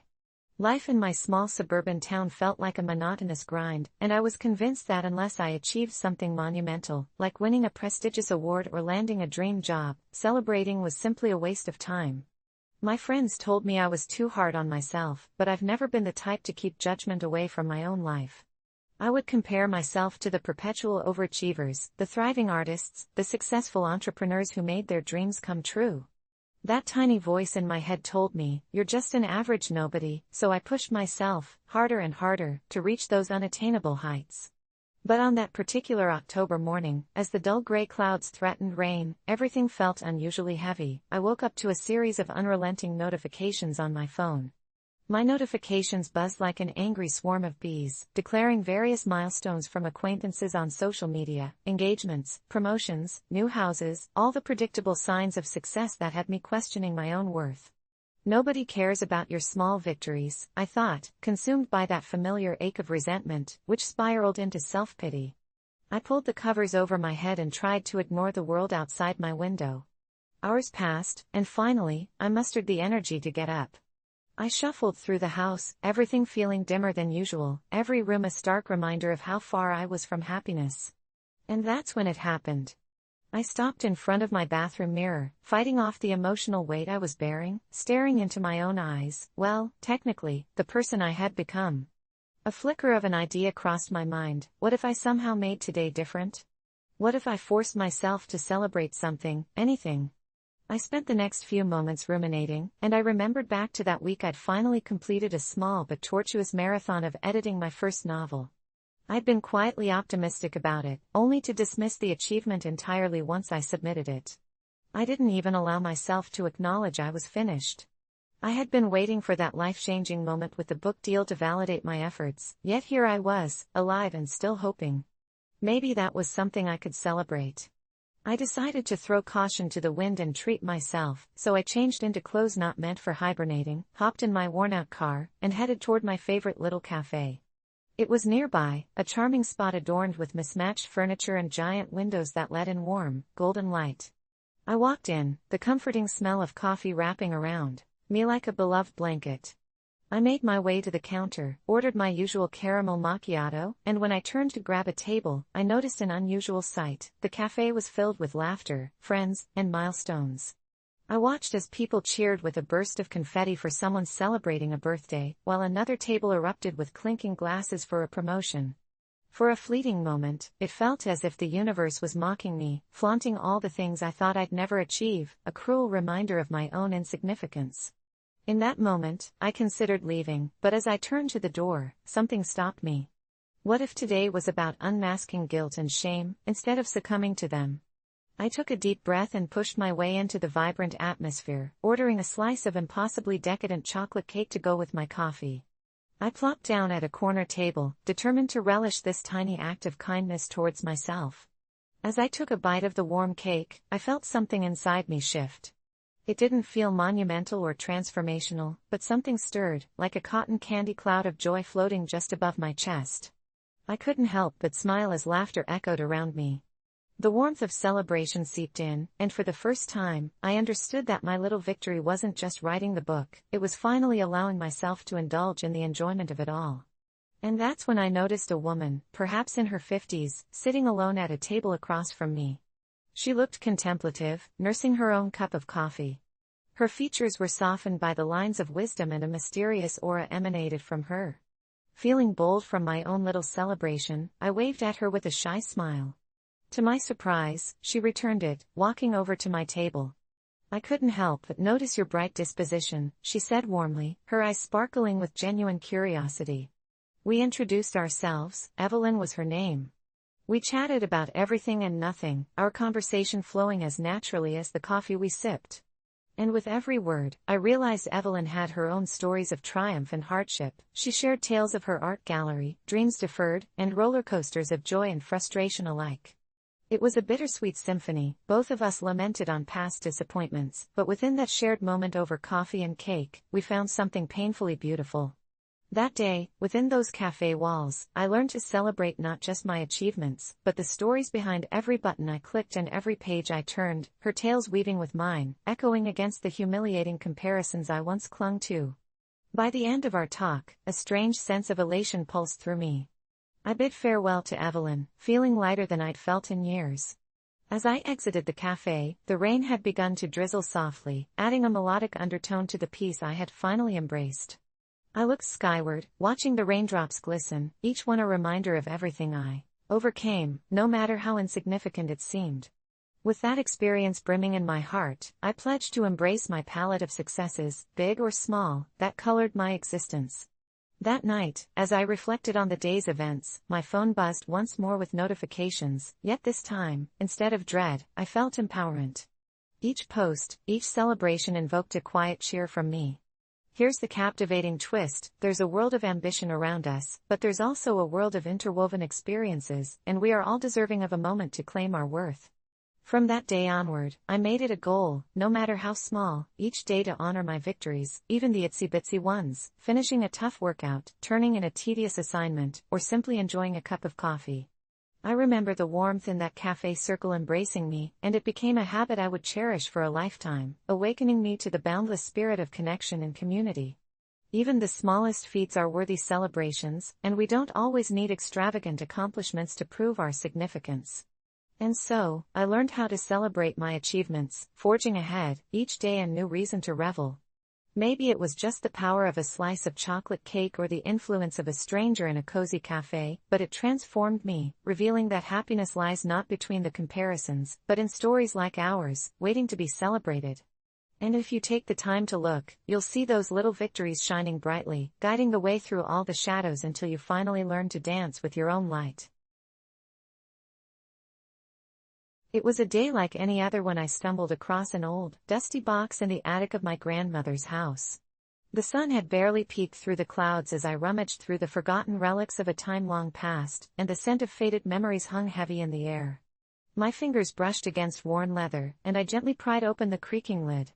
Inside lay a treasure trove of art supplies, collected sketches intertwined with charcoal smudges, half-used watercolor palettes, and a thick, empty sketchbook with the inscription "For the bold and the brave." It intrigued me. I had never considered myself an artist, and the last time I had held a paintbrush was back in elementary school, and that was only because I had no choice during art class. But something about that sketchbook called out to me, whispering promises of creativity and expression that my soul desperately craved. In that moment, I decided to take it home, convinced it would sit in a corner for eternity. But later that night, as the rain tapped lightly against my window and the wind howled outside, I felt restless and unable to sleep. The storm outside seemed to awaken something deep within me, a fiery spark that nudged at my consciousness. So, I grabbed the sketchbook, picked up a pencil, and began to draw. Initially, it was an awkward attempt, just simple shapes and lines trying to form into recognizable figures, but as the minutes turned into hours, something magical began to unfold. The pencil glided effortlessly across the pages, and I found myself lost in a state of flow that felt utterly intoxicating. I wasn't just drawing, I was wielding the power of a gateway into my innermost thoughts, my dreams, and even my hidden fears. An hour passed, and my once empty page was filled with swirling images of a vibrant, surreal world that existed only in my mind. Shapes came alive with color as I finally dipped my brush into the paint, layering blues and greens like the sea merging into shades of sunset. It felt like I was channeling an ancient force, one that had been dormant for far too long. The joy of creation engulfed me as I marveled at what I was able to manifest on that empty canvas. But as I continued painting, I started to feel something shifting in the room, an electric tension in the air. I shrugged it off as paranoia brought on by lack of sleep. Still, when I finished my second painting, a fiery red figure burst forth from the vibrant blue of my earlier vision. Its gaze seemed to pierce through me, chilling my spine. I paused for a moment, heart racing, but I felt compelled to keep going. It was exhilarating, like tasting forbidden fruit, and I poured more of my energy onto the canvas, unafraid of what might happen next. Night turned into dawn, and the light streaming through the window caught sight of everything I had created. I was filled with an indescribable euphoria, it was a bliss I had never known before. But in the middle of my celebration, I glanced in the mirror, across the room and froze. My reflection was distorted, almost too vibrant, like a painting ripped from a canvas, staring back at me with exaggerated colors and overly expressive features. I backed away slowly, unable to look away, and to my horror, the figure from my painting seemed to shift and twist within the confines of my reflection. Adrenaline pumped through my veins. I turned away, desperately trying to convince myself that it was just a figment of my imagination, driven crazy by the late hour and too much paint. But the paintings all around me felt alive, breathing in a way I could never explain. I began to clean up, frantically shoving the supplies back into the box, when I noticed something peculiar, a small sketch hidden at the bottom of the box, tucked beneath the larger sheets. I pulled it out, heart pounding, and stared at the image before me. It portrayed a figure, eerily similar to the one I had painted, but there was a void where its eyes should be, a hollow darkness that seemed to beckon me. I flipped the sketch over and found words scrawled in the margins, "What you create craves emotion. Careful." Those words echoed in my mind, a serpent wrapping around my thoughts, squeezing tighter with every breath. My heart raced as the pounding of rain outside transformed into a symphony of ominous whispers in my ears. That night sparked an addiction in me, a desperate compulsion to create and to express everything I had buried inside. But as my skills improved, so too did the intensity of what I was bringing to life on canvas. The lines between reality and my grim, colorful creations began to blur. One night, drawn into the depths of my imagination, I painted a scene of chaos, a dark forest filled with twisted figures that distorted into shapes of terror. I let the wildness of my fears spill onto the canvas, fully releasing the pent-up emotions. But as I stepped back to admire my work, I felt a chill that sent waves of ice through my body. The trees painted on the canvas seemed to loom over me, stretching impossibly tall, and for a fleeting moment, I could have sworn I heard their whispers echoing back at me. Days turned into weeks, and I found myself lost in this unintended and dangerous spiral of expression. Each stroke revealed something darker, something that wove its way deeper into my psyche. I welcomed the fear and the excitement, it felt almost intoxicatingly liberating. But soon, I realized I had painted something deeply unsettling, a picture that was not my own, deeply rooted in sorrow, regret, and a deformed reflection of the world's pain surfacing through my art. I was creating a void that threatened to consume me.